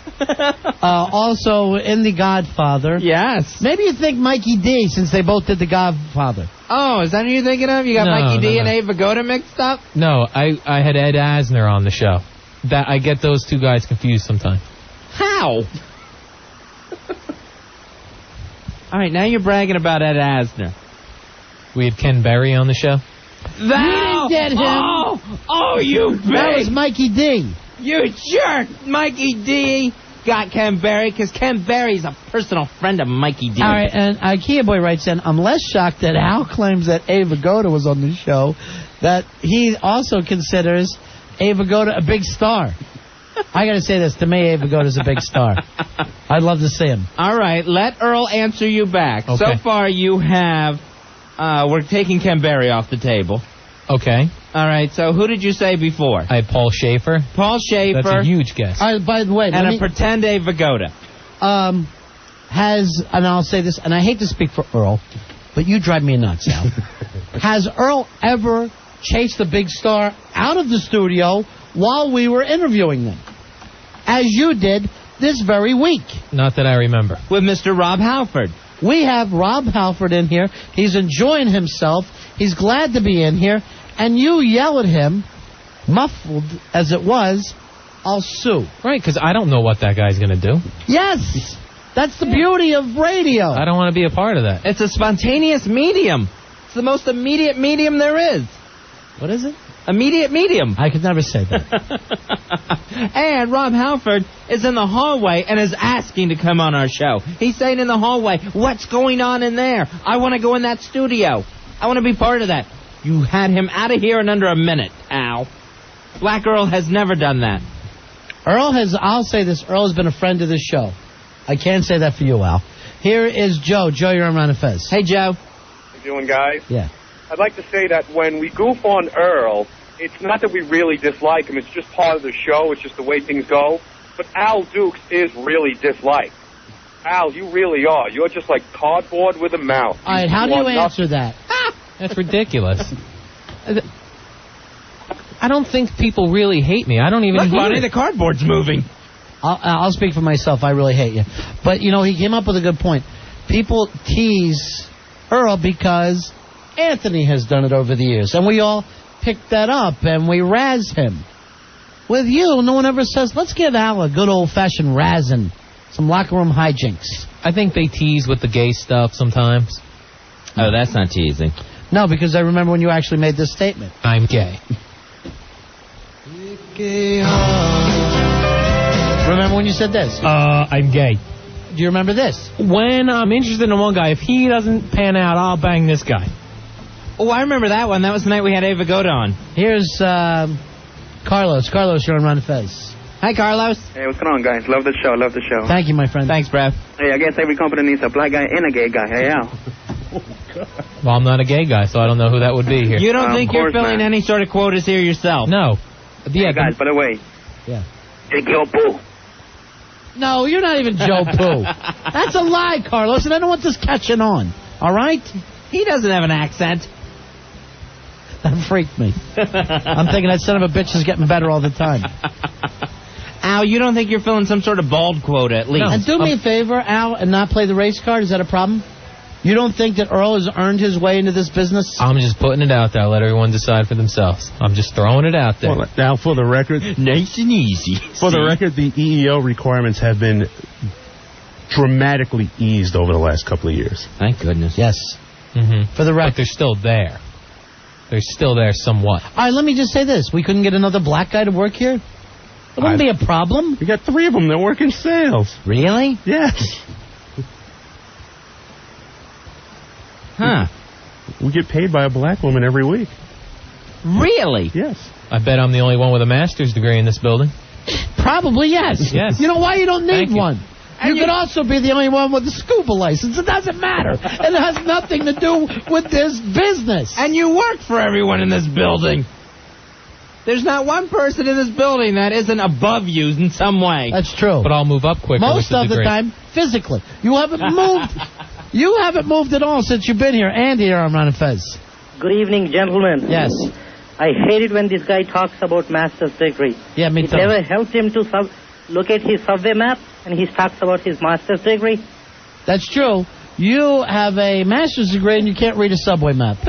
And I hope he reach on his own to the big-ass night of fight without your help on his own. Yes, we ought to try to say, Al, let's see you find the rec room on your own. Well, that I'm sure if I'll go to AAA and get one of the... And who's going to read it for you? Yeah, the triptych. Al, you live in New Jersey. Yes. That doesn't... I know. You were born in New Jersey. Yes, it's a huge state. How do you don't know? Just as someone who lives in California knows all of California? No. Yes. Texas and Alaska called. They're furious with your last statement. The beauty is, a man will look at a map and be able to know where it is immediately. That has nothing to do with a master's degree. There's no map No class. kidding. That's silly. Maybe you should have taken one. Instead of have the map... You know what? Does he have a master's degree in common sense? No. With a map, you can't even find your own ass, and neither can you with the master's degree. And I'm most mad about, you know what, Al? What's that? The race card. And I'll say this, when you're bragging about yourself. Mm-hmm. Earl walks up to me today and says, Ron, How would you like to go see the Rolling Stones press conference? Yeah, and then it won't pan out. He can say that, and then it won't Why don't you happen. bet him? Al, it's a done deal. I know. We're going. We're going to see the Stones. What do you say? You say he's not? No, it's going to be like the Robbie Robertson thing that was going to happen. All these same by the way, things. that's confirmed for next week. They just want to. They just I'll want to wait pick a day and see when I hear. All right, it will on the air. Rolling Stones thing happen? No, you're going to be there? Yes. No. All right, I'll do that. All right. You want to bet? All right, let's do this. If you're wrong, okay, you got to use Stalker Patty. You got to take Stalker Patty out on the town. Ooh, I Mystery like date with that. Stalker Patty. Whatever. And she also has to be your ring girl. Whatever you want to do. You're not going to there's no Stones thing that Earl can get you into. This isn't the music station anymore. It's a press conference. Yeah. You know, last night we talked to Stalker Patty, and she had some really good points about producing this show. So wise. And we said we offered to have Al shadow Stalker Patty to learn something about radio. And when we But said that, this is even better. then remember, and then Al made a joke about Earl because Shadow was in it.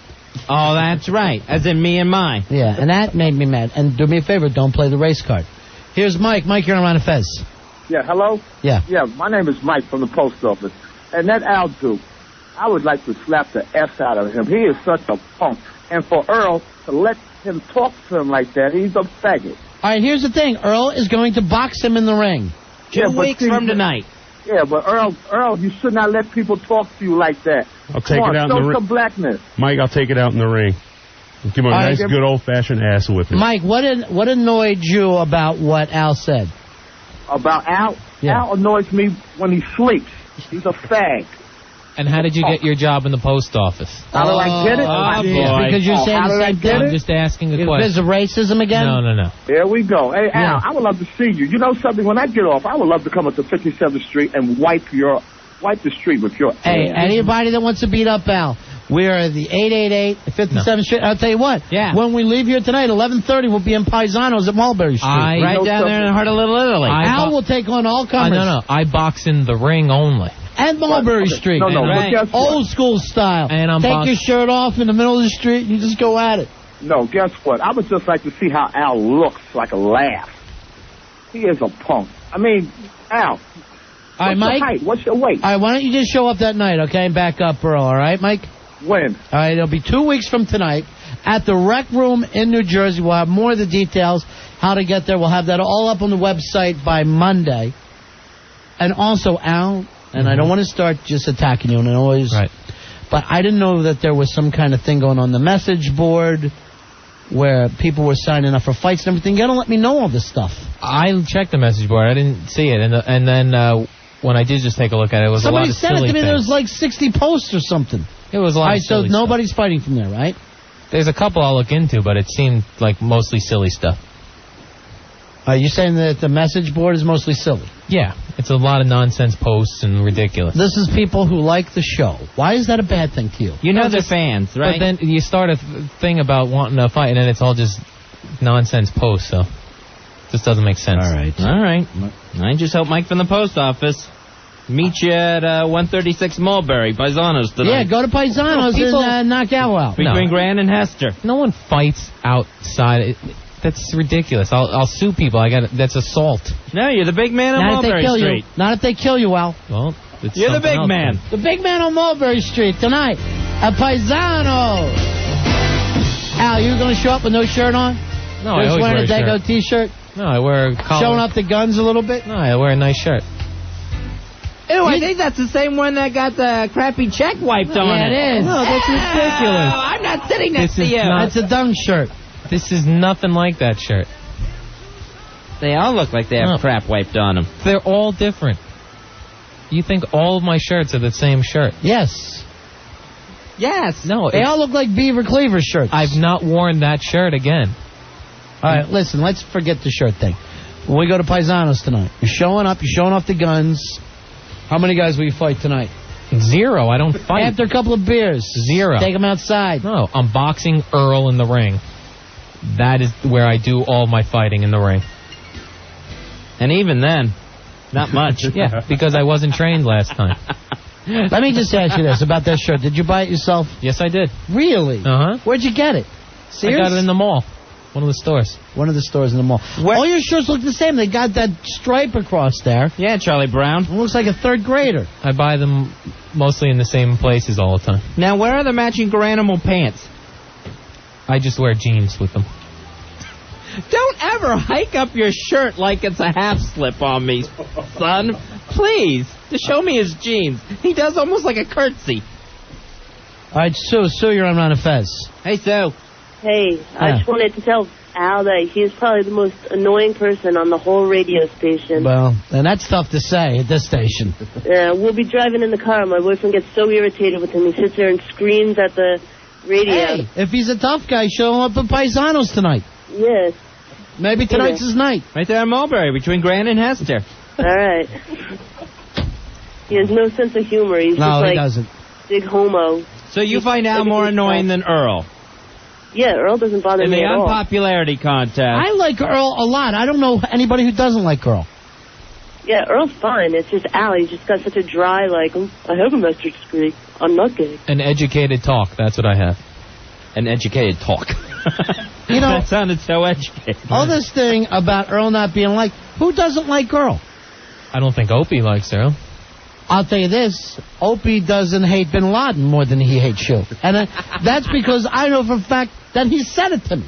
He says to me, Ron, I love your show, and then I'll turn it off when I hear Al talking. And then I'll turn it back a minute later and see if the coast is clear, is what he says. I thought that was just a thing from the past. No, it's the future. He told me in 3 months from now, he said, call me in 3 months from now. I'm going to tell you how much I hate Al. Still. 877-692-1027. Ron and Fez Show. Ron and Fez, 1027 WNEW.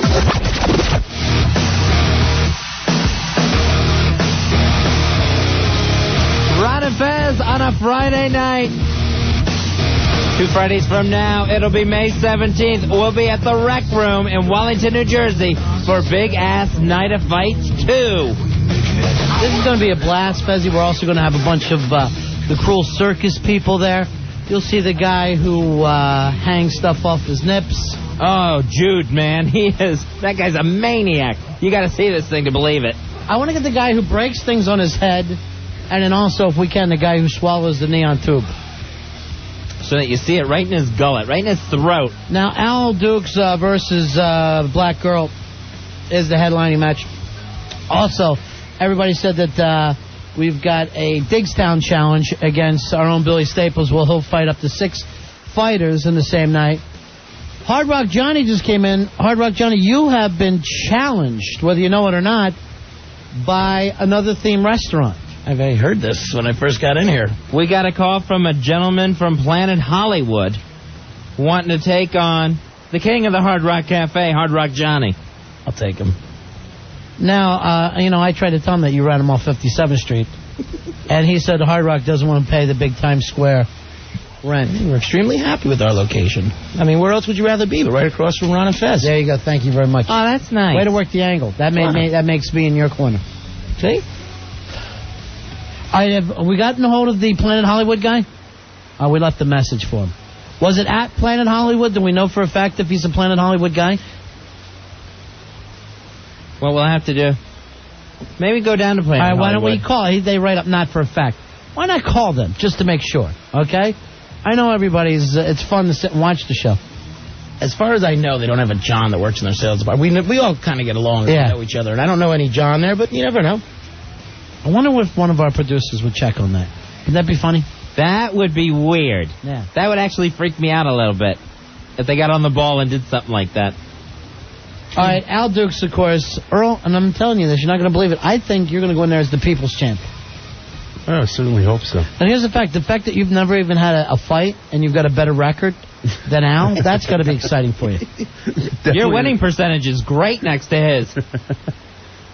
I feel great. I go to the New York Health and Racquet Club every day. Oh, you're going to the Super Club, right, in Chelsea? I go to both. I go to the Super Club to train with Dino, and then I run at the one right down the block here from the You're not station. going to be running from Al, though, are you?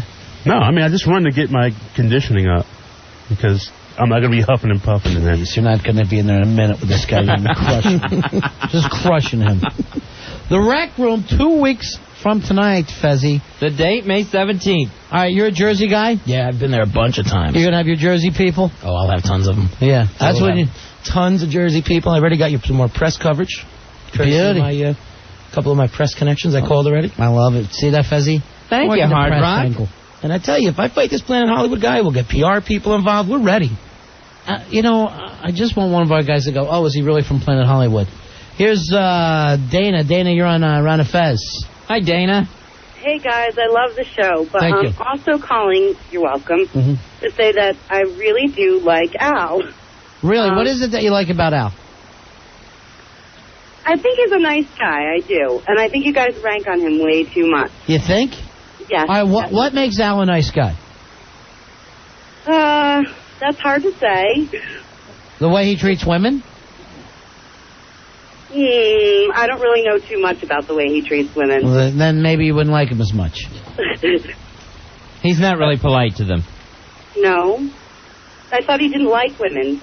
He doesn't. According to you guys. That's why he's not too polite to right. them. But that doesn't mean that you can't be nice. Right. Al, are you not nice to women?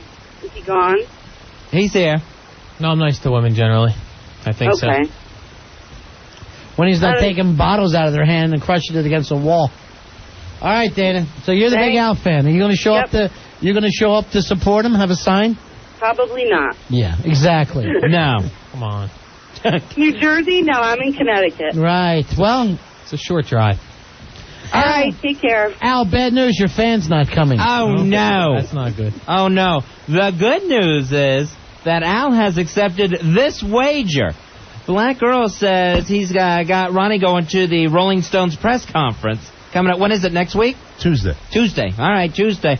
Al says there's no way Earl pulls this thing off. Earl can't get anything done. If Earl pulls this off, Al Dukes has agreed to take Stalker Patty out on a nice date. And be your ring girl. Yeah, and have her in your corner. Sure. What makes you think Earl can't get us into a Rolling Stones press conference? It's a press conference. Yes, but they don't let... You can't just say, oh, I'm with this station or that station. Yes, you can. That's what a press conference is, you idiot. Not those big ones like that. You do not see your... they don't let every... This is why you don't get dick for the show. But everybody with a little weekly newspaper would be able to get there, too, and it's not going to happen. There's a limited number. Wait a minute. Are you comparing this show with a weekly newspaper? Not at all. I'm just saying. Rory, take him down. Take him down hard. Take him hard. Oh, that was hard. All right, now you're going to have to clean that up. No, Al, you always... No, he's having a hard time getting up. Yeah, he's... You all right, buddy? Moving kind of slow at the junction. Sorry, I feel partially responsible for that. Yeah, you told him to do it. Yeah. Now, Al, you always have this can't-do attitude. You just think everything's impossible to get done, so you don't even bother. No, because Earl's positive. No, every time he comes into the office, he always has these great big things that's going to happen, and none of it ever comes through. That's the point, Al. I keep coming with ideas. Right. Oh, that's and why good. was this, Al? I got a report that you got all pissy out there in the green room when we asked you to call Planet Hollywood. No. And just see if there's a John working there in sales. I knew there's so many people at Planet Hollywood, and the sales department is not here now. They told me 400. 400 people That's what she work told me. at Planet Hollywood. That's in what the she sales said. department? No, she said there. What a massive sales Why would force Hard they Rock have. Johnny just tell us he knows everybody there? I don't know that he knows He just everybody. says it on the show. Listen to this weekly paper that you call a show. You F. No, I'm just saying there's limited spaces at the press conferences. I wasn't comparing this to a weekly show. Yes, there seems to be unlimited spaces in the Planet Hollywood sales department. I think they've started... That looks like Wall Street to you. I think they've started a clone army. At Planet Hollywood. They've got one salesperson for every seat in the restaurant, Fez. You're in charge of selling this seat. Why would you have a problem just calling them, saying, hey, would you like to be on the radio? Do you know a guy named John? Grabbing a receptionist, something like that.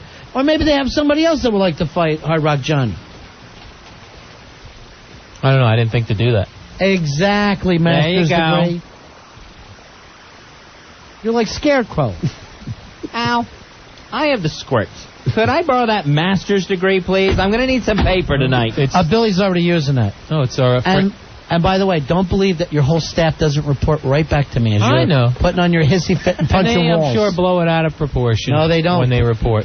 I'm surprised you... They do not. We've seen you punch walls ourselves. Here's Andrew. Andrew, you're on the Fez. Such a liar. Hey, you know, Al, I like you, but you must be an idiot to make this bet with Earl. He's been in radio for 100 years. You think he doesn't have a connection to get into a press conference? All the other connections seem to fall through, so I'll go ahead and guess this one will, too. You're going to lose. Where are you taking Stalker Patty on your big date? I'm not even crossing my mind. Not even crossing my mind right now. It's not going to happen. I think you should go on a carriage ride. Oh, that would be nice, wouldn't it? He's so pretty. Such a good couple. I won't be able to tell them apart. Neither one of them's hair's grown in. You should both come wearing wigs. Patterned wigs. Hey, Jessica. Jessica, you're on Ron and Fez. Hello, Jessica. Yeah, hello. Yeah. I want to tell Al that it's arrogant egomaniacs like him that give academics a bad name.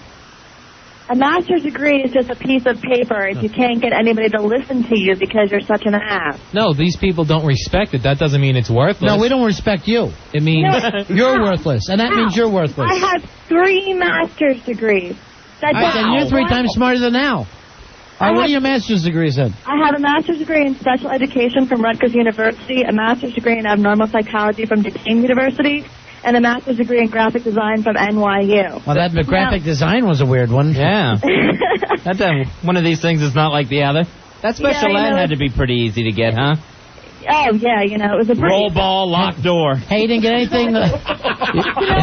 The master's degrees doesn't make me a better teacher. The master's gives you more information. If you don't know how to use it, it doesn't make you better. All right, here's the thing that I love.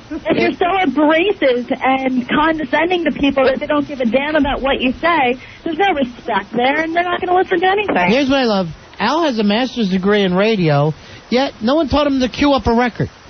Right. Yeah, he's got a master's degree in radio, yet he can't book a guest. Exactly. So he's got a master's degree, but is he on the radio? Is he making any kind of money? It was no. So he's just moving his mouth. He's working. He's got a really expensive piece of paper on his wall that doesn't mean a damn thing. Jessica, he keeps wearing the same shirt every day. And it's got crap on it. Maybe he should have spent that money on a washer and dryer. Al, in this master's program, did you even see the inside of a radio station? No, it was more classroom stuff for the master's program. When I got my bachelor's degree, yes, there were What are you doing, talking to your pencils? Pretend they're microphones? There was a lot of communication theory. What's the theory? Why people use the medium and that sort of thing. Why people listen to the radio. You discuss why people listen to the radio. What attracts them to the radio programs. And what did you come up with? Entertainment? Oh, yeah, and they sometimes... Yeah. They Wow. Hey, give me a master's. I figured it out. They feel like it's a friend on the radio.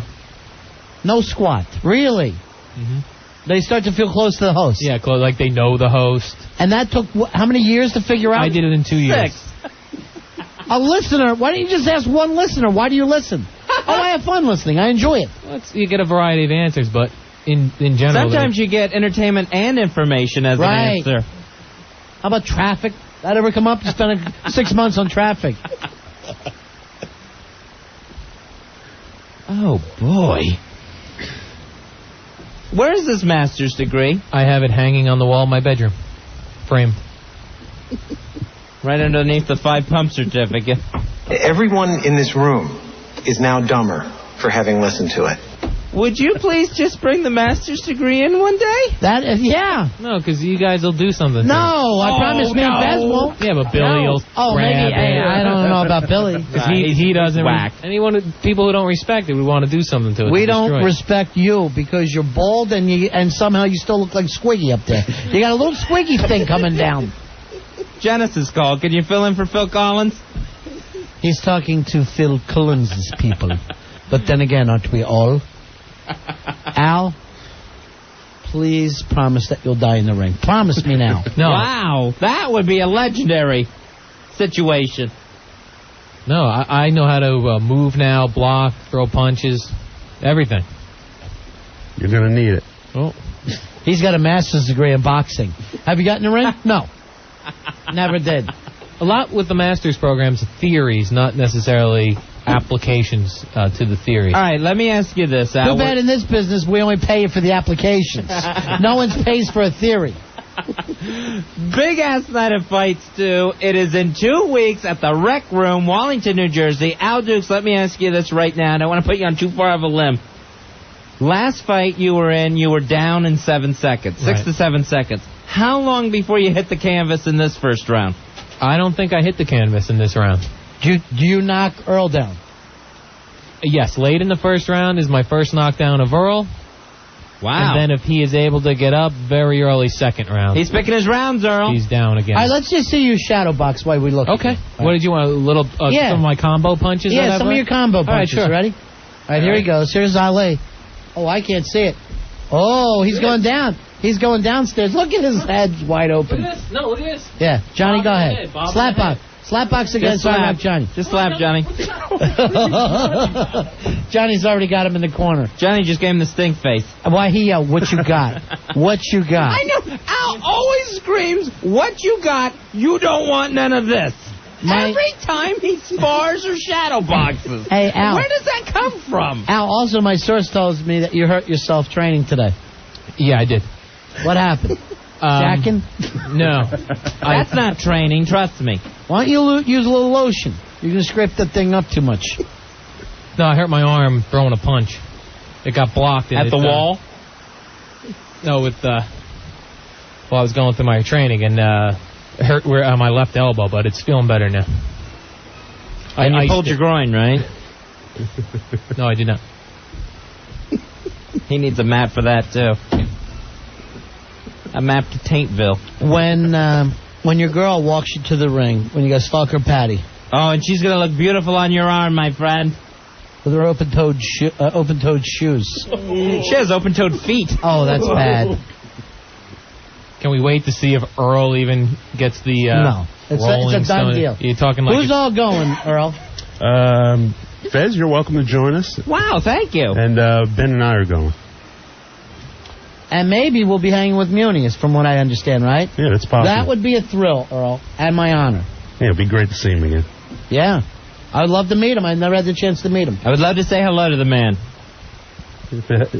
I haven't heard from him yet, but... Yeah, but he's supposed to go, right? He's been to everyone. And he knows those guys, right? Yeah, he's been to everyone as long as I've been here. It's not going to be at the same time that his 1 hour show is it? What's your problem with that? How long is your show? Well, I work behind the scenes. How far behind? You work behind the times is where you work. You work in theory. Masters are great.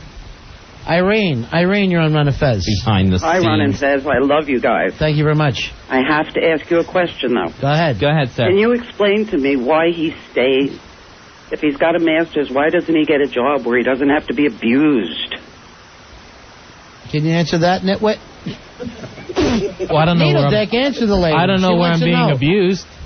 I have a good job here. This is New York City radio. But you come in every day and take all this abuse from callers and from your employer. Yeah, but they're poking fun at a degree. I don't really take that. No, at a person. No, at you. I just said you wasted your time in that degree because you know nothing. But I know they're attacking the education. No, you. It's all you. I think it's you. Albert Dukes from Woodbridge. Although anybody who gets a 6-year degree and shows up the same and having the same gig that anybody who drops out of high school gets, I don't understand why you wasted your time. Because when looking at promotional, opportunities, you'll never be promoted. And I heard that from Ken Stevens. Even if you were in promotions, you wouldn't get promoted. Someone with a master's degree will go further quicker. Where do you think you'll end up in this business? You and Mel, side by side? Well, I'd talk in theory. Go program director first. Then of what? Of a talk station, then maybe a cluster of them. A cluster of talk stations. He's a cluster F. Let me ask you this. He's giving me a Where are these headache. cluster of talk stations? No, just like, Al, that's a gaggle of talk stations. Well, you get a cluster of stations, so one might be talk, one might be news. He's giving me a And cluster. what else? What are these other clusters? Well, like, Give us the theory. rock stations. But you I thought that was nothing to work in rock, like Scott Muni, who can't pick out records. Well, it'd be in addition to working with the talk and the news. So your important stuff, but the Yeah. talking news. Sure. And then wasting a little time on the rock. And then what after you cluster F the cluster, what happens? Then where do you go? Well, then you move up to the corporate level. What's that funny? I don't get that. The fact that you would do anything. Everyone's snickering. Hey, our buddy Paul Bond from Airsick is on the line. Hey, Paul, what's happening, pal? Hey, man, Al's out of his mind, man. Here's the equation. Joe Poo beats Al. Earl can beat Joe Poo. Where's the contest? I agree with that. And untrained Al Dukes, but a trained Al Dukes cannot be beaten. That's right. You're no longer going on the floor, are you, Al? Yeah, you know the thing He is... gets on the papers. He gets on the paper now, on the funny pages. Get in your bed, Al. Get in your bed. Get in your bed. I'm not sure if he can weave, but I know he can bob because he likes guys. That's so easy. You go for the easy joke. The I gay love the joke. easy jokes. Okay, Al, you want to fight me next fight? Whoa. I'm fighting Earl. No, you know what? Hit him with a guitar. I'm not fighting Earl. I know Earl. I'm not an idiot. Hey, I just wanted to say also my partner, Billy Staples, has lost his mind. Oh, doing a Lost down his challenge? mind. Yeah, of course he has. He's fighting a fresh guy every round. He isn't. You know what he's doing with these chemicals. His brain is out of control right now. Paul, he got a decision over a crippled guy at the last big ass night of fights, and now he thinks he can fight the world. I go on the road for a few months, and it's a different person I'm speaking to. I know. Every time it's like having Sybil running your phones. I saw him in an argument in the mirror today, and losing. Yes. That's the sad part. I literally looked up and I said, I wish the mirror was answering my phones. Hey, Paul, what's going on with you? You got any gigs coming up? Yeah, actually, I'm calling from Bananas in Hasbrook Heights. Nice. I'll be here tonight, and also 2 shows tomorrow night. I'll be headlining. Whoa. I am brewer list this weekend. There you go. What time are your shows tomorrow night at 8 and Bananas? 10:30.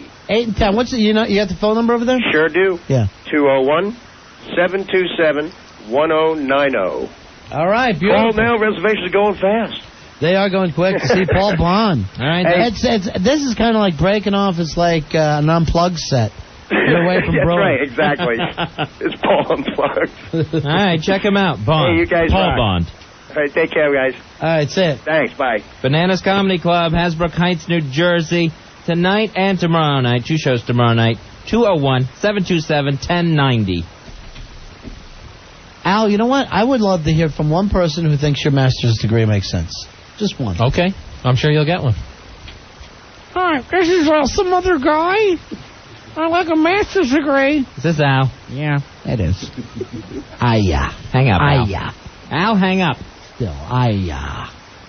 Get in your bed. Well, a lot of people aren't educated at that level, so they disregard it. Here's educate. Why don't you, instead of getting a master's degree, use that money to get a tube? What's the problem there? You cover up the noggin. Every time I see you, there's another patch going. No, it's just... You actually had hair when you came here, when we met you. Yeah. And it's going out piece by piece. I've always had it's just thin hair. It's not... I'm not balding. It's just thin. Oh, honey. Right. Please.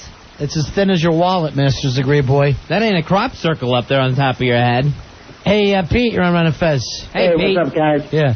Why don't you have Al put up his master's degree at the fight, and if Earl wins, he gets to tear it up. I love that idea. Nice. Al, would you be willing, now just think it over, because you're very confident in yourself, right? Yes, I am. I'm training.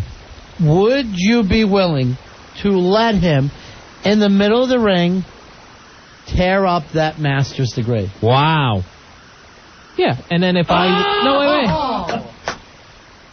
Yes, and if I win, right, I wipe it on his face while he's laying down on the ground. All right, I like that. All right, so let's get over this.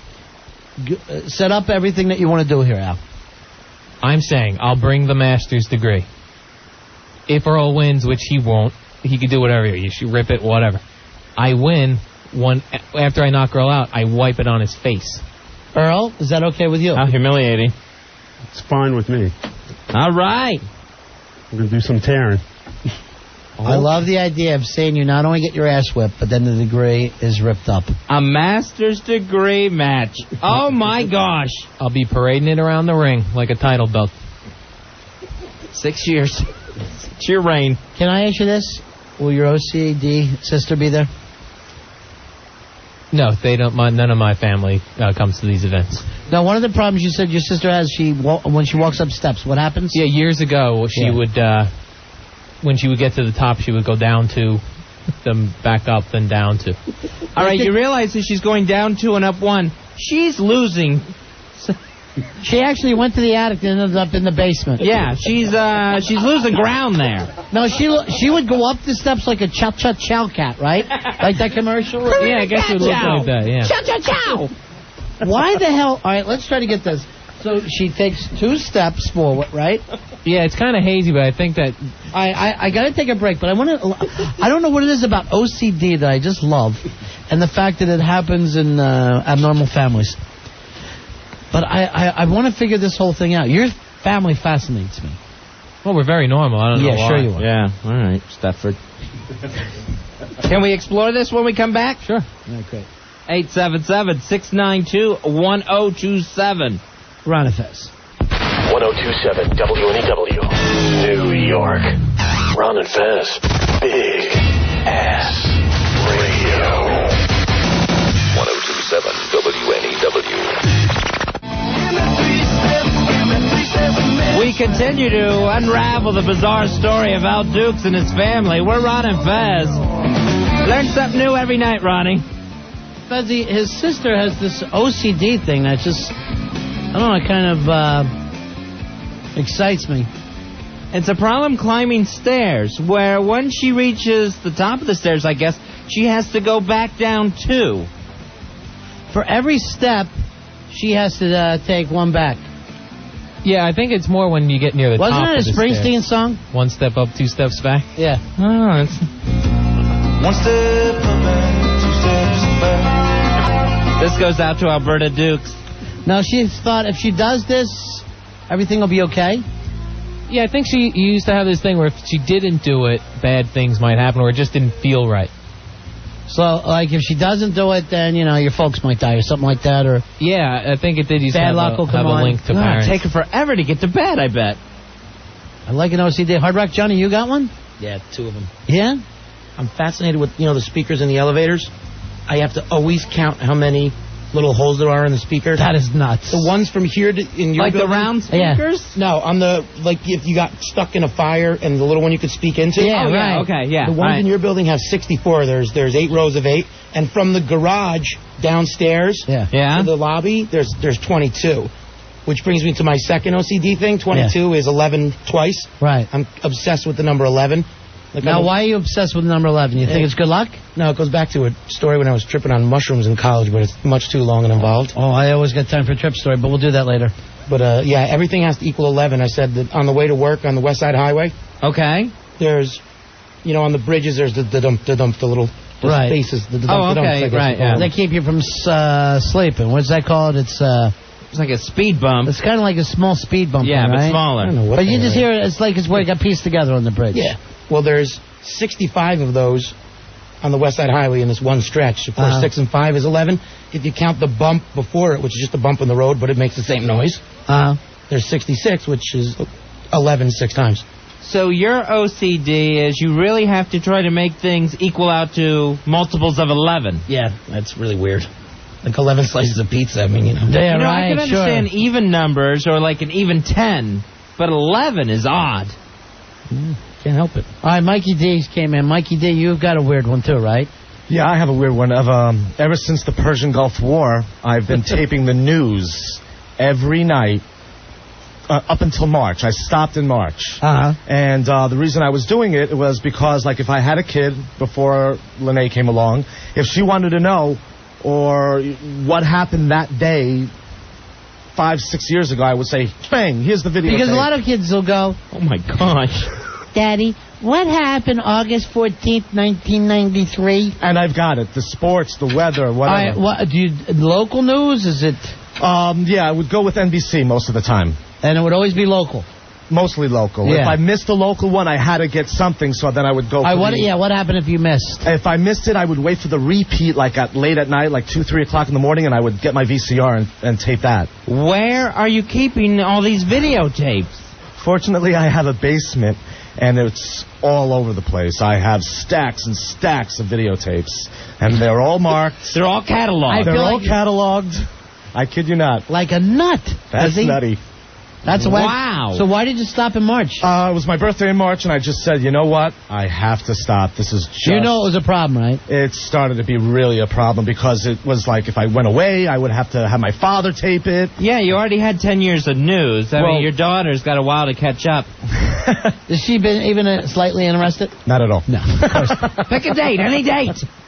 None of us are. Please. None of us are really interested. Now, how did your chick feel about it, man? She know it was a problem? Yeah. I would yell at her if she missed it if I wasn't home. What the F's wrong with you? How come you didn't tape the news? I'm sorry. I missed sports and weather. Tell me. I may have a child who wants to know what happened on this day. I would never bring a child into this world with you, you maniac. Billy, stop. And I want my basement back. Billy, stop writing me messages. This is not about you, okay? He's trying. Whoever brings up something, he tries to say it's him too, so he can come in here and be on mic. And it ain't happening, Billy. That's why. I can't take the stomach noises. That's you. Oh, Billy. Copycat is his OCD. Yes. Big copycat. Big, drunk, high copycat. That is the nuttiest maybe ever of having every newscast. Because That's one great. day, a child may want to know what happened on a certain day. And then all the hockey playoffs as well. Oh, sure. Kids love hockey playoffs. You got time capsules, my friend. Yeah, you really do. But wouldn't that be just like a great documentary of other people's OCDs? Because they all seem so nutty to me. Yeah, you put strangers to it, and they're going to look insane. That's going to look like that HBO behind-the-scenes Bellevue or whatever they did. Whatever that thing's called. Especially mine. Yeah, you're a nut. I thought I was bad with my 11s. Now, at the same time, Al collects worthless master's degrees. All right, before we go on with the OCD thing, remember I said if one person thought you had a decent master's degree? All right, here's Teddy is on your side. Cool. Teddy, you like the idea of this? Hey, Ron. Hey, Fez. Yeah. How you doing? What is it about Al's master's degree that you think is so smart? All right, well, I think it's legit. Yeah. And if I was him, I wouldn't take it from you. Oh, yeah? If I was him, I would eat my own poo. Joe, just stop it. It's got to end, please. That's Joe Pooh making fun of you. Right. So you didn't even get your one call. I thought there were people out there. Yeah, Joe. Oh, he's sick. He's twisted. Hey, Tom. You're on Ron and Fez. Hey, Tom. Hey, guys. Yeah. I have a friend, and she was telling me about her CD and what it was, what it was about. So she said when she lays down and which isn't quite down all the way. Yeah. So she has to get up and check it. So I said to her like 4 or 5 times. She goes, no, like 50. She will try to lay down, and then she will think that the light switch is not down far enough. Yeah. All right, you got an effed up phone. Why would you not think that the light switch is down far enough? If the lights are out, that's probably far enough. That kid Tuttle who used to work for us, he had a problem where he would constantly think that he left the lights on in his car and have to go out and check. And I would just be sitting there bored. I'd be having lunch somewhere. I go, your lights on? And we're nowhere near his car. And he wouldn't be able to do it. He'd have to go. He would run down a flight of stairs. Then he would actually do this. He would come back and then think to himself, now did I make sure, why I was checking to make sure they're off, did I accidentally turn them on? It was the best. Ronnie would have him running up and down the stairs all day long. All I'd have to say is, are you positive? And he wouldn't. It would drive him nuts. Then he'd get, oh, man. And he'd have to take off again. The counting thing, so many people count so much like that. Do you not think of anything else? You don't have any daydreams. You don't have any plans. You're not thinking about conversations. You're just counting like you're a calculator head. No, it doesn't obsess me that much. Like the yeah, right. Captain 11. There'll be days when I don't think about it. Yeah. A lot. But It does occupy quite a bit. But do you daydream at all when you're driving? Are you thinking about things? Sure. Or is it just, let's 1, 2, 3, 4... I'm wondering how many stop signs between where you work and where you live. Is that multiples of 11? Nah, I never counted that. It was just that would be interesting, though, if it was a multiple of 11. Of course, now I'm going to have to do that. Yeah, now you have an assignment, don't you, OCD? But, Al, maybe your sister's is the best, though, because she goes up 1 step, back 2. Has she always been a nut? No, it was more when she was younger she would do it. I remember as a kid not, now I know what OCD is. As a kid, I was like, why is she doing that? And she didn't really have an answer. She would just laugh when I would ask her what she was doing. Was she a neat nut, too? Yeah, she would keep things very neat, and everything kind of had an order in her bedroom.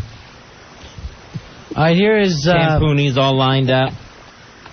In multiples of 11. Oh, no, that's someone else. Here's Chris. Chris, you're on Fez. Hey, guys. 5687 here. All right, buddy. Listen, I got a weird thing. 11.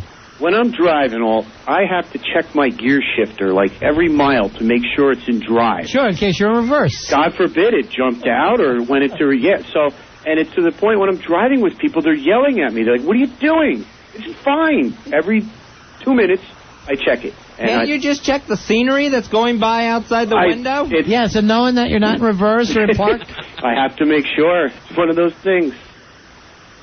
Now, I wonder if it's always been that way, Fez, or something happens to you. Is this OCD thing, is it a sign of stress? It may be a sign of stress. I think it's maybe just people are dealing with things. I'm sure it starts very young. Yeah. And maybe it just starts out as a little game you play in your head, and next thing you know, you can't stop. The loop is started. I see. And you got to do this. I wonder why I don't have any of it. You don't have any of this stuff. I mean, the closest I think I come to is like some kind of like a magic thinking where I think, if I shoot this basketball and it gets in, I'll get married. If not, I won't. Obviously, I'm not going to get married if I can't make this free throw. That's as close as I come with that kind of stuff. That's definitely not an OCD, but it is kind of thinking, wow, there's luck involved in the world. Here's Dan. Dan, you're on Fez. Hi, yeah, I got one. Every time I'm like obsessed with being early for work. Every time I go to sleep, I have to check my alarm clock like 20 times to make sure it's set right, and then it's going to go off. I'm going to drive my roommates and my girlfriend crazy. Now, do you keep it close enough that you just roll over, or do you have to get out of bed? It's like a foot away from my head, just so like I know it's gonna wake me up, and it's on like maximum volume, so it like blows my eardrum, and I know that I'm not gonna sleep through it. Ronnie, the OCD nuts in the room all nodded along with all this of you do the same thing. Hard Rock Johnny, Mikey D. You just gotta check once, and that's it. Then you're ready. All my alarm clocks are set on multiples of 11. 877-692-1027. Dave, you're on Fez. Hey, Dave. Hey, how you doing? Good, buddy. Oh man, I got it pretty bad. What you got? I got to touch things. Like if I touch something with my left hand, I got to touch it with my right hand, and then I got to touch it with my left hand. All right, let's say whatever you touch, like if you pick up a pencil in your right hand, then you have to also touch it with your left? No, it's not like small things, like big things. Like I'll be like if I'm hiking, I'll walk past a tree, and I'll touch it with my left hand, then I got to turn around and go back and touch it with my right hand. All right, now that freaks me out. Now let me ask you this: have you tried to break it, Dave? Yeah, and you know what? It's not like I feel like anything bad's gonna happen. Yeah, you have to go do it. I would love to bring some of these people in and just not let them do the whole thing and see how they react. Now, I think it'd be fun. I only have that. I have locked the door like 1,000,000 times. Really? Yeah. Now, I only have that with, like, water or moisture. Like, let's say I get the water bottle and it's got condensation on the outside of it, and I touch it with my right hand, and my right hand is all wet and moist. My left hand feels like it's shriveling up. It needs water, too. And I have to get it equally wet. Oh, wow. Yeah, what? That is nuts, Fez. Yeah, that's weird. It's only with water. Like, I don't have to touch the doorknob or anything with both hands. All right, so if you get one hand wet, the other hand has to get wet, or else it shrivels up. Yeah, it feels horrible. All right, let's try this. All right, put your hands out. Rory, take the water and step back away so I don't want you to get electrocuted, Fez. That would be a bad thing. Don't pour it in the board. Just pour the mic over near him. All right, now put both hands out, Fezzy, and let's just pour some water into the right hand. All right. And now, Fez, I want you to do your best. Rory, move away from the water. It's instant. Yeah. It is instant. My right hand is dripping wet, and I can already feel... I'm seeing it shrivel up. That's weird. I didn't think that could happen. Don't say that. Seriously. I can feel it in my fingertips immediately. This hand, my left hand, is crying for water. It'll never get any. Give me the water. No. You know what? I'm just going to touch it with my right hand. No, you know what we'll do? We'll put a hot glove on it. No! We'll put a scalding, dry, hot glove on it. This hand, the left hand, is actually becoming, like, chafed. I can feel it, like, getting irritated. All right, wet him down. By not having water. Wet him down. Thank you. Now... it's like it can breathe again. It's like you just threw a fish back into the water. That is bizarre. I hate the feeling of one wet hand. Not that it should happen a lot. Hey, Scott. Scott, you're on Ron and Fez. Hey, Scott. Hey, how's it going, guys? And we're calling the gang. Yeah, like when I'm in the bathroom or just sitting down or something, I'll like grab something until I find, not something, but I'll grab a product until I count every letter from A to Z. I don't understand. You're sitting on the toilet? Yeah, and I'll grab like the shampoo bottle. Right. So I have to look like through the ingredients until I get every letter A to Z. He has to find like Q's and J's are like impossible. Why don't you just keep some in your bathroom? Well, I end up doing that. I would end up just making sure that I always had have an to have a alphabet up there. Johnson & Johnson product in there. They usually do the trick. Now, why do you do that to yourself? You know what? My friend told me about it when I was young, and I just started doing it. Okay, here's what I do. Yeah. Fez, you turned it into Billy Staples. Oh, my God, I'm a nut. I didn't realize this. If I'm sitting there watching the credits of a movie, I'll pick out some random name. You know, and there's just hundreds of names flying by in the credits. Hunt them down and kill them? No. I'll pick out some random first name, and I'll sit there and watch until I see that name come up in the credits. Somewhere. Really? Yeah. Like I'll pick like a Dave for no reason. And wait and see, it's a common name. It's going to come up, so I know I'll just sit there and wait till I see, like, a Dave in the credits. Then I'm just like, oh, crap. And then you think the next time you're on a plane, then I wet my hand. No, okay, this means the plane's going to crash because I couldn't do this properly. I love when people make that kind of leap. Well, I couldn't find Dave, so it means my mom's going to have a heart attack. Here is Ray. Ray, you're on Run of Fez. Hey, Ray. Hey, how you doing? What do you say, Ray? I have to stomp each of my feet 3 times before I put my shoes on. Sure. Shake the sand out of your toes. Maybe you're just counting, Trigger. So you'll just take your foot and stomp it, and what if you don't do that?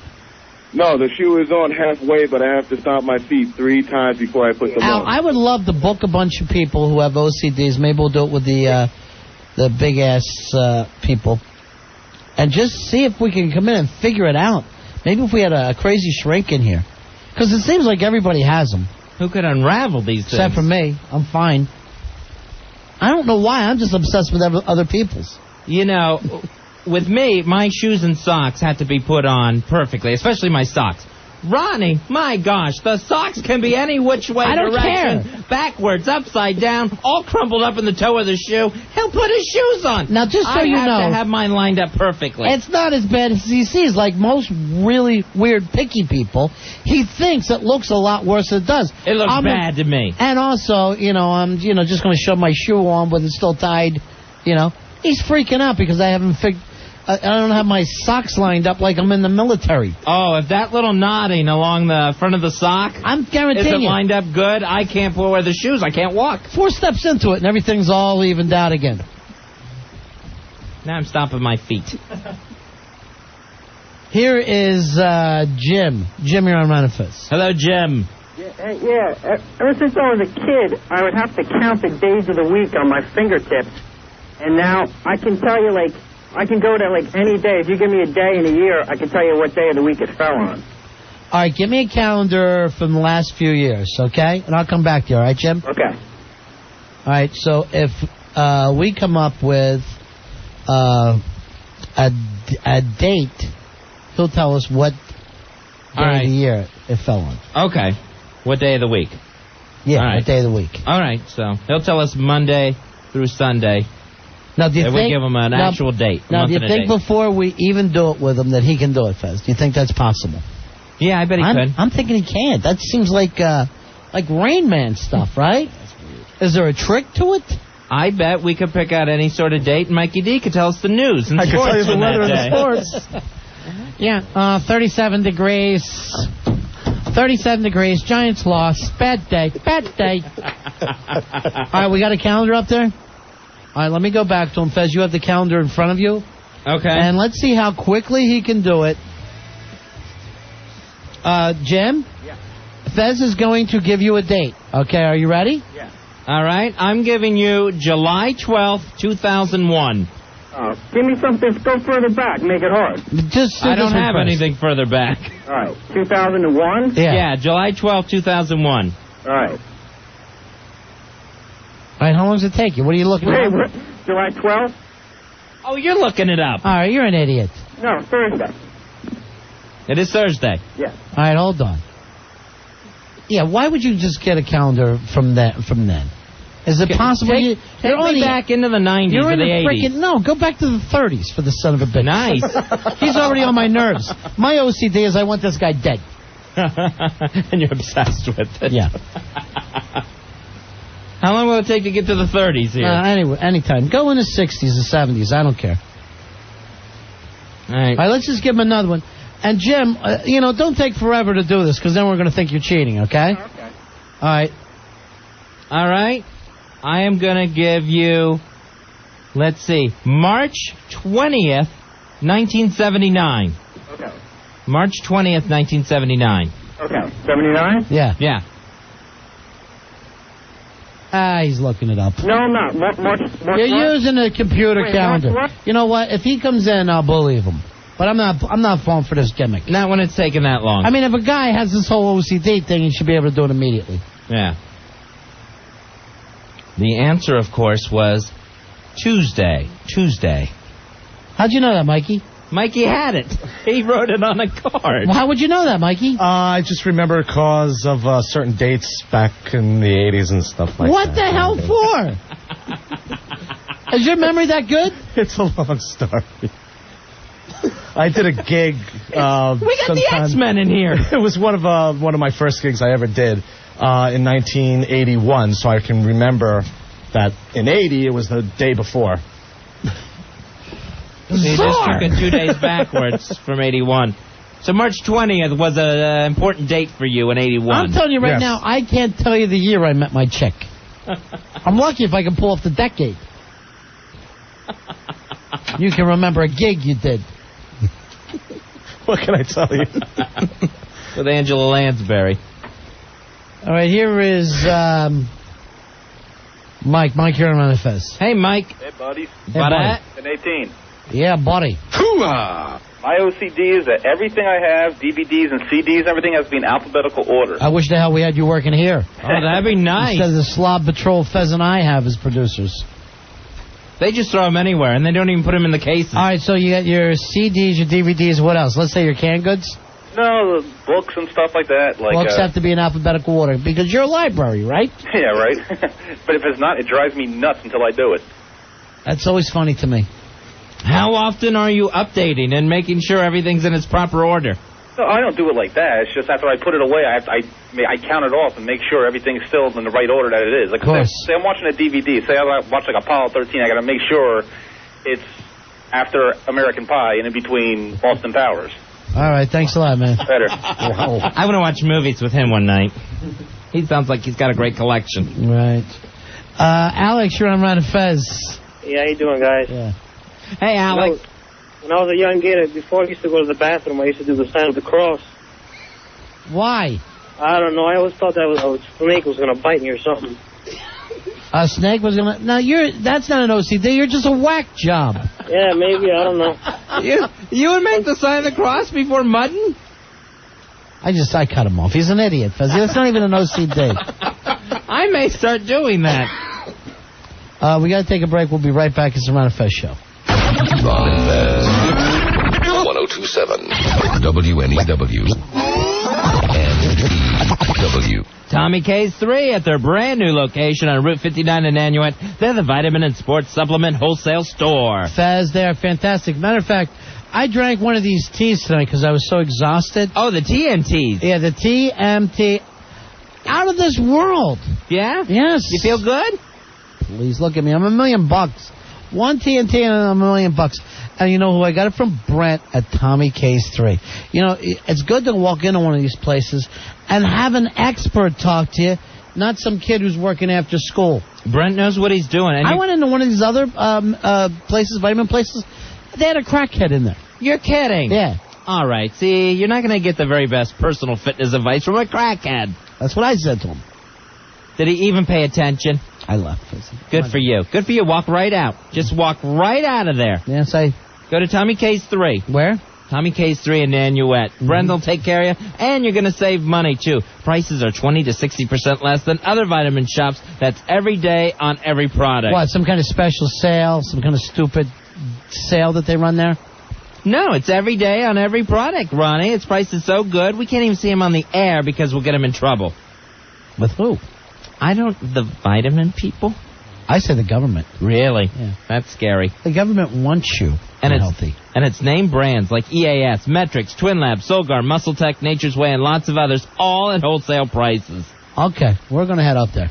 Tommy K's 3, 208 Route 59 in Nanuet, heading towards Spring Valley up in Rockland County, New York. It's in a small shopping center right near Stilettos. Now, for more information, directions, or even mail order, give them a call. 845-623-7373. That number, 845-623-7373. Tommy K's 3 in Nanuet. Ron and Fez. Frequency 1027 WNEW. People magazine names its 50 most beautiful people. Well, here's the real beauty of a Fezitorial. Well. Once again, People magazine is telling us who's the fairest of them all. And I haven't been this excited over a magazine since I was a kid, when Father would gather us around to read to us from the new Cosmo while he sat on the can. If we were lucky and he was constipated, we got to take the relationship quiz too. But what really cancels my subscription is how superficial the choices are for People magazine's most beautiful. That's why I'd like to offer some alternatives and nominate the most beautiful people on the inside. First of all, People mag names Ozzy Osbourne's wife Sharon to their list. I say they picked the wrong Osbourne. Why not Jack? After all, this ham with glasses is doing all he can to make nerd chic fashionable. Besides, he's got Sharon completely beat in the cleavage department. Next up, People magazine calls Bernie Williams one of its most beautiful. Wrong again, people. If you're going to pick someone from the Yankees, why not former Yankee Ruben Rivera, or as he's known in the clubhouse, Stealing Beauty. Besides, I'm tired of the gorgeous Yankees always being selected. Forget the Bernie Williamses and the Derek Jeters. Why not manager Joe Torre this year? The man brings the beauty of a 5 o'clock shadow in right around 10 a.m. Or how about Don Zimmer? That man is just one big, round, shiny pile of beauty. Halle Berry makes the People list. Wow, that must have been a hard decision. I say forget Halle Berry and go with Chuck Berry, the man who can even find beauty in scat. For Chuck Berry, a perfect menage is him, a beautiful woman, and a turd.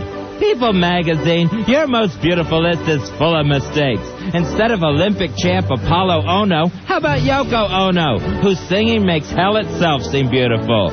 Or instead of Alicia Keys, why not Alan Keys? Flip Wilson's body with Kermit the Frog's voice, that's a beautiful combo. And never mind Julia Roberts. Instead, let's go with Harlan's Holiday, the horse actually favored to win this weekend's Kentucky Derby. But you know, this whole thing reminds me of growing up in Pinellas Park, Florida, where beauty pageants were canceled after 12 consecutive years of non-human winners. There's nothing worse than women crying as a sheep wearing a tiara walks past them. But it was there that I learned about inner beauty. I remember Mother looking for beauty in all things. In nature, in music, in homemade gin, and even in the barn with our handyman named Bobo. One time, I overheard them when she said that Bobo even had a beauty in his pants, and she wished that all his good was inside her. Really inside her. Deep, deep inside her. Wait a minute. Mama wanted wood, not good. Anywho, People magazine, it's easy to pick beautiful people for this year's list, like Hugh Jackman, the most perfectly named person in the world, Jackman. But remember, you only have 50 beautiful people. There are millions of uglies in the world who are ready to say, we're here, we're queer, we will not disappear. This has been my Fezitorial. Thank you.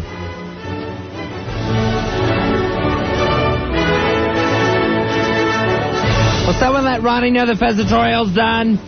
He can come back in the studio now, thank you. That was a Fezitorial replay, right? Yes, it was. I heard the earlier one. You did not hear the earlier one. No, you're sitting in judgment on me, Fez. I know. 877-692-1027. We got into some of this OCD stuff, which I don't know why, Fez. It just absolutely fascinates me. I'd love to have a bunch of OCD people in here one night and just try to make them break it. Well, one of the cool things about it is it can manifest in so many different forms. Here's what I never understood. All right, apparently you can take a drug for this, right? How the hell does that help? How could a drug make you stop counting to 11? What drug is it? Unless it's somehow cutting off the mathematical part of your brain. Well, that would be bad. I know, so that you can't count? Then you can't make change. Checkbook, nothing. I didn't know that I don't know how they do that, but people take drugs for that, right? Yes, There's some they do. drug. Yep.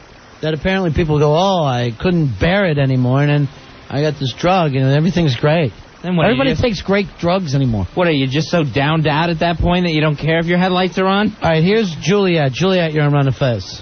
Yeah, hi. I have this weird OCD with my food. Like, when I have a bagel, it has to have the perfect amount of cream cheese, perfect amount of jelly on it, or I won't eat it. And I do it with everything I eat. What's the perfect amount? Just, it has to be perfectly spread so every single bite gets, like, the same amount on it. All right, let me ask you this. How long does it take you to fix the bagel for yourself? Like, good 5 minutes sometimes. Just smear, baby. I always do it. I do it with everything. I also have the alarm clock one, too, like the guy was saying, to check it every, 10 seconds. I have to check it, 5 times before I can go to sleep.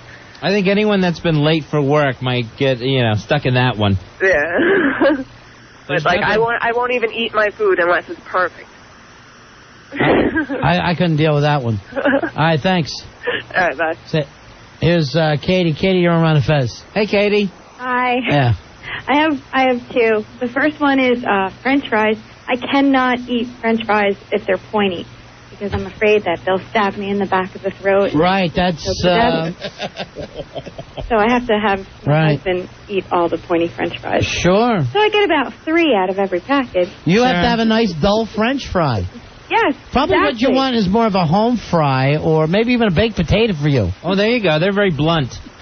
Yeah, but it's not the same. You can't really pick them up and eat them. The other thing is I'm terrified of bridges to the point where I actually have nightmares almost every night about falling off the bridge and dying. Now that's actually not an OCD. That's more of a phobia. Yeah, that's a pretty bad phobia. Well, yeah, and I wonder if even her French fry thing is a phobia, Fez. You think? Yeah, she has a fear of getting her throat stabbed by a spud. All right, how do you get over a bridge, Kate? Well, I used to not get over bridges. I used to have to have somebody else drive, and I would hide almost underneath the dashboard. I'm only 5'1", so I can kind of jam myself under there. Because you'll be safe under there if your car goes off the bridge. Right? Yeah, because I can escape. You're closer easily. to the ground. Sure. By being on the floor of the car. Yeah. Well. Fez, your bridge phobia almost gone, right? I really don't have it anymore. That's great. See, my problem is I live right at the beach, so we have to go over bridges a lot. All right, does it have to be a certain size bridge? No, you know what really bothers me are suspension bridges. Anytime you can see the girders overhead, that terrifies me. I'd rather be on an open bridge where there's like nothing, which is strange because, you know, there's just that little... You know what you should do is walk over a bridge. Walk over the Brooklyn Bridge. No, I couldn't You'll do feel that. so safe. I tried Just to walk staring up at over the the cables. Queen City Bridge in New Hampshire, and I couldn't do it. Of course, my brother was trying to push me the whole time. Yeah. You know what I used to have to do to drive over a bridge myself? You had to get drunk. Well, that. And I would have to actually pull off maybe the side of the road and wait till I could pull on. If I saw a semi coming, I would pull out behind that semi, and that would block any really exterior view. I couldn't look. I would just stare right at the back of that truck. That's a great idea, Fez. And that way I didn't see too much of the open sky above me. I didn't see too much of the bridge itself. I just stared at the back of the truck. I should try that the next time. What if I the have to truck go to locked the up? Tappan thing. Oh, I'm dead, man. Or if that Dead truck man was going, driving. that truck went really fast suddenly. You're flying over the bridge like Dukes of Hazzard. Keep up to Now, the your bridge other goes thing, off. This was the other thing that was cool about Fez is you had a terrible time going up, but going down you were fine. I only have half a bridge phobia. I can't. It's the incline. I am scared to death. Well, I was scared to death until I get to the top of the span, and then on the downhill, I'm fine. I mean, immediately. That's how I knew it was a sickness. Right, not that I wasn't actually having a stroke or a heart attack. Yes, because a like stroke, I thought. A stroke or a heart attack doesn't stop as you're going down. Yes. All right, thanks, Katie. All right, Mikey D's got Thanks, another guys. nutty thing that he does, of course. What do you got, Mikey D? Instead of keeping a journal, I do a microcassette, and for the last 14 years, every day I'm on the microcassette saying, okay, I woke up today, I washed my hands, my friend called, I have, like, again, tons of microcassettes all lined up. You have the most dull journal I've ever heard. I think that just makes you Norm Macdonald. You actually said, I washed my hands and my friend called. Note to self. Went Call out. Ken Barry. Called up Ken Barry, right. Now, why are you doing that? I think it's because my mom has Alzheimer's, and I'm afraid that as I get older, I may get it. If I was you, I'd want Alzheimer's. Now, that's interesting, because it also ties in with your news thing. I like think you so. said that it has to do with your daughter, Right. but maybe you could sit there in your Alzheimer's hazy state and try to relearn everything. You're Well, a memento. You just start writing stuff on your arms. Yeah, I think you have a mortality issue. And you're trying to preserve time. That's what I'm trying to do. So, like, when I get older, if I ever forget anything... It's a scary thing. it's right there. I grew up with a grandmother in my house that had Alzheimer's. I wouldn't wish that on anybody, man. You know, and the thing is, Mikey, you remind me a lot of hers, and I have a feeling you're heading that way. The tattoos, anyway. Yeah. So maybe your thing is an OCD. Maybe it's also phobic. It could We be need both. a shrink It on could the be show both. all the time. Someone that we can just you bring in a big group couch. Hey, Suzette, you're on Run the Fez. Hi. Yeah. It's Susie Tenderloins. Hey, how are you, Susie Tenderloins? Okay. So I just wanted to confess my OCD about smelling my hands all the time. You're always smelling your hands? Constantly. They have Trust to be me, I thought you went fishing when I smelled those things. They smelled like bait. When did this start, Mary Catherine Gallagher? for a while. It's been on forever. I can't smell bad. I have a breakdown. Now, why do you think it'll be your fingers? Do you rub your pits first? No, anything I touch, I have to clean my hands. Yeah, all right. Now, the washing the hands bit is a big OCD. It seriously is. Yeah. I can't smell anywhere. I'll bug out. So you're smelling your fingers to make sure they're clean. It's beyond clean. Like, Now, how do you What know? a horrible thing Let me I just ask you said this, to a though. young lady. Susie Tenderloin. Yes? How do you know your ass is clean? Oh, my God. I'm, like, ridiculous with everything. You ever try to get down and smell between your own cheeks? Get a wolf? Can't do that. How about the woos? The what? The woos. I'm just a sick, clean person. How clean do you keep that? Everything's clean, like, to, like, bleeding level. Really? So you'll sit and wash that woos until it's split, till you split it open. Yeah. What do? You hit it with a fire hose? Yeah, whatever it takes. You know what I'd love to do? I'd love to bring you in one night and then we get you filthy. And what? We just get you dirty and filthy and smelly. I'll bug out. What happens if you do get dirty? Like, let's say you're out, you're doing something, you get dirty, and you can't get yourself cleaned up. That never happened. She There's always a way. starts scraping on herself with a wire brush like she's Karen Silkwood. Nice. Now you have to shave all the hair off your body, though? Do I? Yeah. Hell yeah.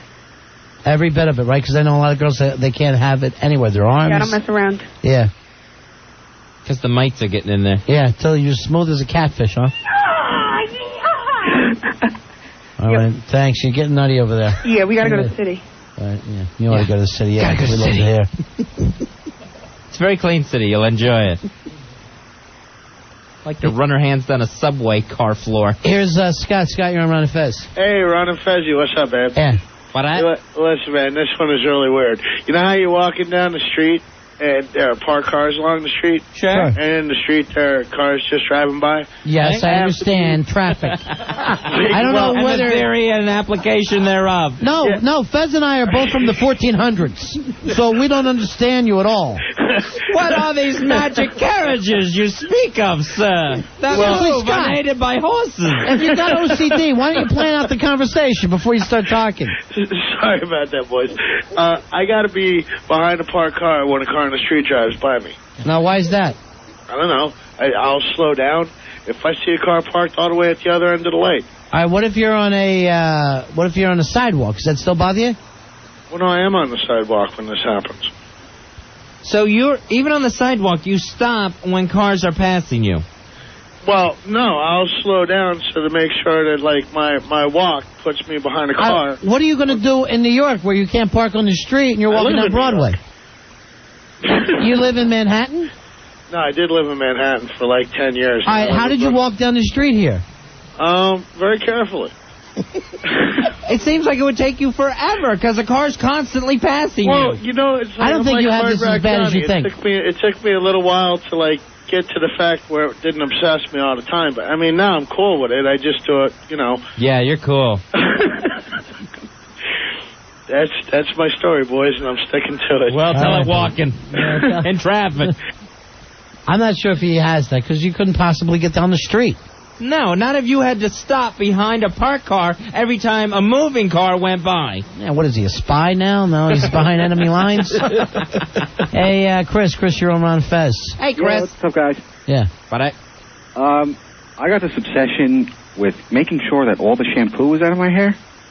Like, I wish I had that obsession. I'll rinse it for 5 minutes in the shower, and then I'll get out of the shower, dry myself off, and feel like the shampoo is still not out of my hair. All right, here's what so I'll get back in. Yeah, but what about the conditioner? Well, now, see, I only use that once in a while, but I'll do it again. You use Pert. 2-in-1. Oh, that's good. Yeah, that'll keep your hair nice. That's a good idea. All right, hold on. Maybe this will help. You always think of this when you're getting out of the shower. All right. Shampoo is better. I go on first and clean the hair. Conditioner is better. I leave the hair silky and smooth. Oh, really, fool? Really? All right, how many times do you think you get back in the shower after you've already cleaned yourself? Just once, but I'll rinse it for like 5 more minutes. Another 5 minutes? Yep. Because God forbid there should be a little shampoo in your hair. God forbid it'll drive me nuts all day long. Call Mayor Bloomberg. We found out who's responsible for the water shortage. That's it. That's me. All right, guys. See ya. That's it. All right, shampoo head. All right, Mikey D, you're the man who, when you leave here, you talk about us in this little micro cassette of yours? Oh, yeah, of course. You're kidding. No. Get me off that thing. I want those tapes. All right, so every day you're talking? Every day. And then you tape the news. I taped the news. Well, that stopped. Yeah. The news stopped. And I'm still having, like, withdrawal. When I get home, I don't see the tape in the VCR. Right. You know, and I'm like... Right, it's bad. Oh. You know what's interesting? Put it in your journal. When you talk about your journal, you're not the type of person who has to get their feelings out. You just talk about things you did that day. I'll talk a little bit about my feelings, but it's basically what I did. You seem to be just wanting an accurate record. By the way, drop the word journal. It's a diary, and you're a girl. All right, also, your chick wrote, Mikey's not telling you about dating every single picture we have. Yes. And every important moment of our lives has to be on a video camera. Yes. You ought to work for a museum or something. And then an archive. Every gig, musical gig I have on tape, and every rehearsal from a lot of the bands that I've been in, all on tape, and all marked, all on cassette tapes. Wow. Yeah, it's getting weirder and weirder, I think. Wow. Yeah. Great. How do you have any time to do any of the stuff that you have to go and record later on? Here's what I'm thinking. Maybe, like, his stuff will be found by future generations, and Mikey will be like that little girl during the Holocaust. Oh, Anne Frank. No, I'm talking about a different one. The one no one cared about. She was real dull. Oh, Betsy Leibowitz. Yes. Yeah, her. Boring. My friend called today, and also I brushed my teeth 3 times. You say stuff like that on there, right? Yeah, I say, All right, here, I'll just pretend that we're not here, okay? Shut your eyes and just like this is your tape before, and just tell us about your day today. I'll just see what it sounds like. Okay, I'll say, woke up around 10 o'clock on, June 5th, whatever, 2002. I want you to do today's. Okay. Just act like this was actually yours today. Okay. Don't even think that we're here. Okay. And just record it for yourself. From May 3rd, 2002. Okay, so I woke up on May 3rd, 2002. Make sure I say it's a Friday. Woke up, worked out, did the dishes, took a shower, prepared everything, called Al Dukes, came over to the studio, did whatever I did at the studio, and come back home, had a glass of wine, watched TV, went to bed, and then wake up on Saturday, May 4th, 2002. Now, do you say every time you bang your chick in there and stuff, or not that personal? I do that, yeah. In fact, I used to. You are one pathetic loser. Here's another one. Who said that? You are one pathetic loser. For years, I used to make X's on the calendar, and how many times I used to do that. I know Well, a at chick least who you- did that. At least you quit putting them on her body. I know a chick who did that, right? And I went back through her calendars. What a whore. Seriously, what a skank. She even had a thing for oral. What a beast. January. Start the year off right. Now, you would have to exit in? Yes. And then I would count at the end of the year. How many times? Oh, my God. So do you ever go back and listen to your audio journals? If I forget something, like if I said, what did I do that birthday, like 2 years ago? I forgot. I'll look through the tapes. So you'll actually use this crap. Helen wrote down. Oh, boy. We never watch any of the hundreds of videos that he's taped. I know it. She never ever. watches it. I have watched it. Mikey, you're nuts, man.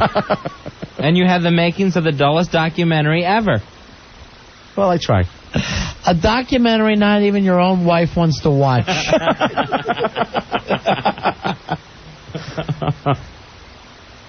That is whacked.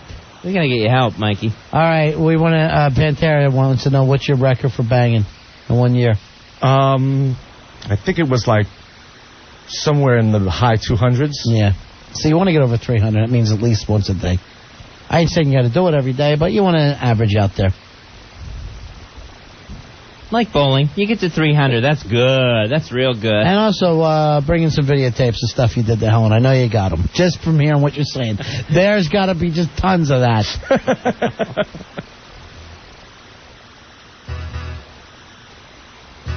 Mikey D, thanks for coming in to help out this week. No problem. My pleasure, guys. We're heading down to Paisanos now.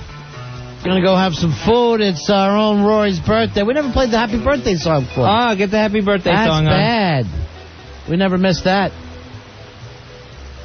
Rory, load the damn song so we can play it for you. How ironic. We're gonna eat big time at Paisanos. Happy birthday, my man. Thanks, guys. What do you got, Hard Rock? Hard Rock brought him a cake. Come on, let's bring that in. Oh, that's beautiful. That is one gorgeous cake. See that, Rory? You loved. That's gorgeous. You are well thought of. Oh, look, there's a candle in it. Thank you, Johnny. How odd. The going away cake had 40 candles Right. in it. This is a birthday and it only has one. There you go. Happy birthday, Roy Hamptons. The Big Ass Night of Fights 2. We announced it tonight. The Rec Room. 551 Main Avenue, Wallington, New Jersey. It's going to be 2 weeks from tonight, May 17th.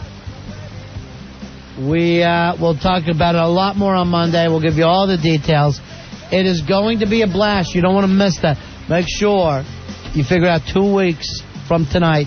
Call your friends. Hook it up. We're going to have a big party. Party hard with the Ron and Fez guys. And we're heading on down to Paisanos tonight. We're going to eat big. We'll be there. Eddie Trunk is next with Friday Night Rocks. We'll be back Monday at 7 o'clock right after Opie and Anthony. It is a very, very big Friday Night Rocks tonight. Yes, Is all the guys from Poison coming in or just Brett? Just Brett. Brett Michaels is going to be here. And then Eddie will be telling him this. Bon Jovi fan since day one. That way he knows. We're Ron and Fez. We'll be back Monday.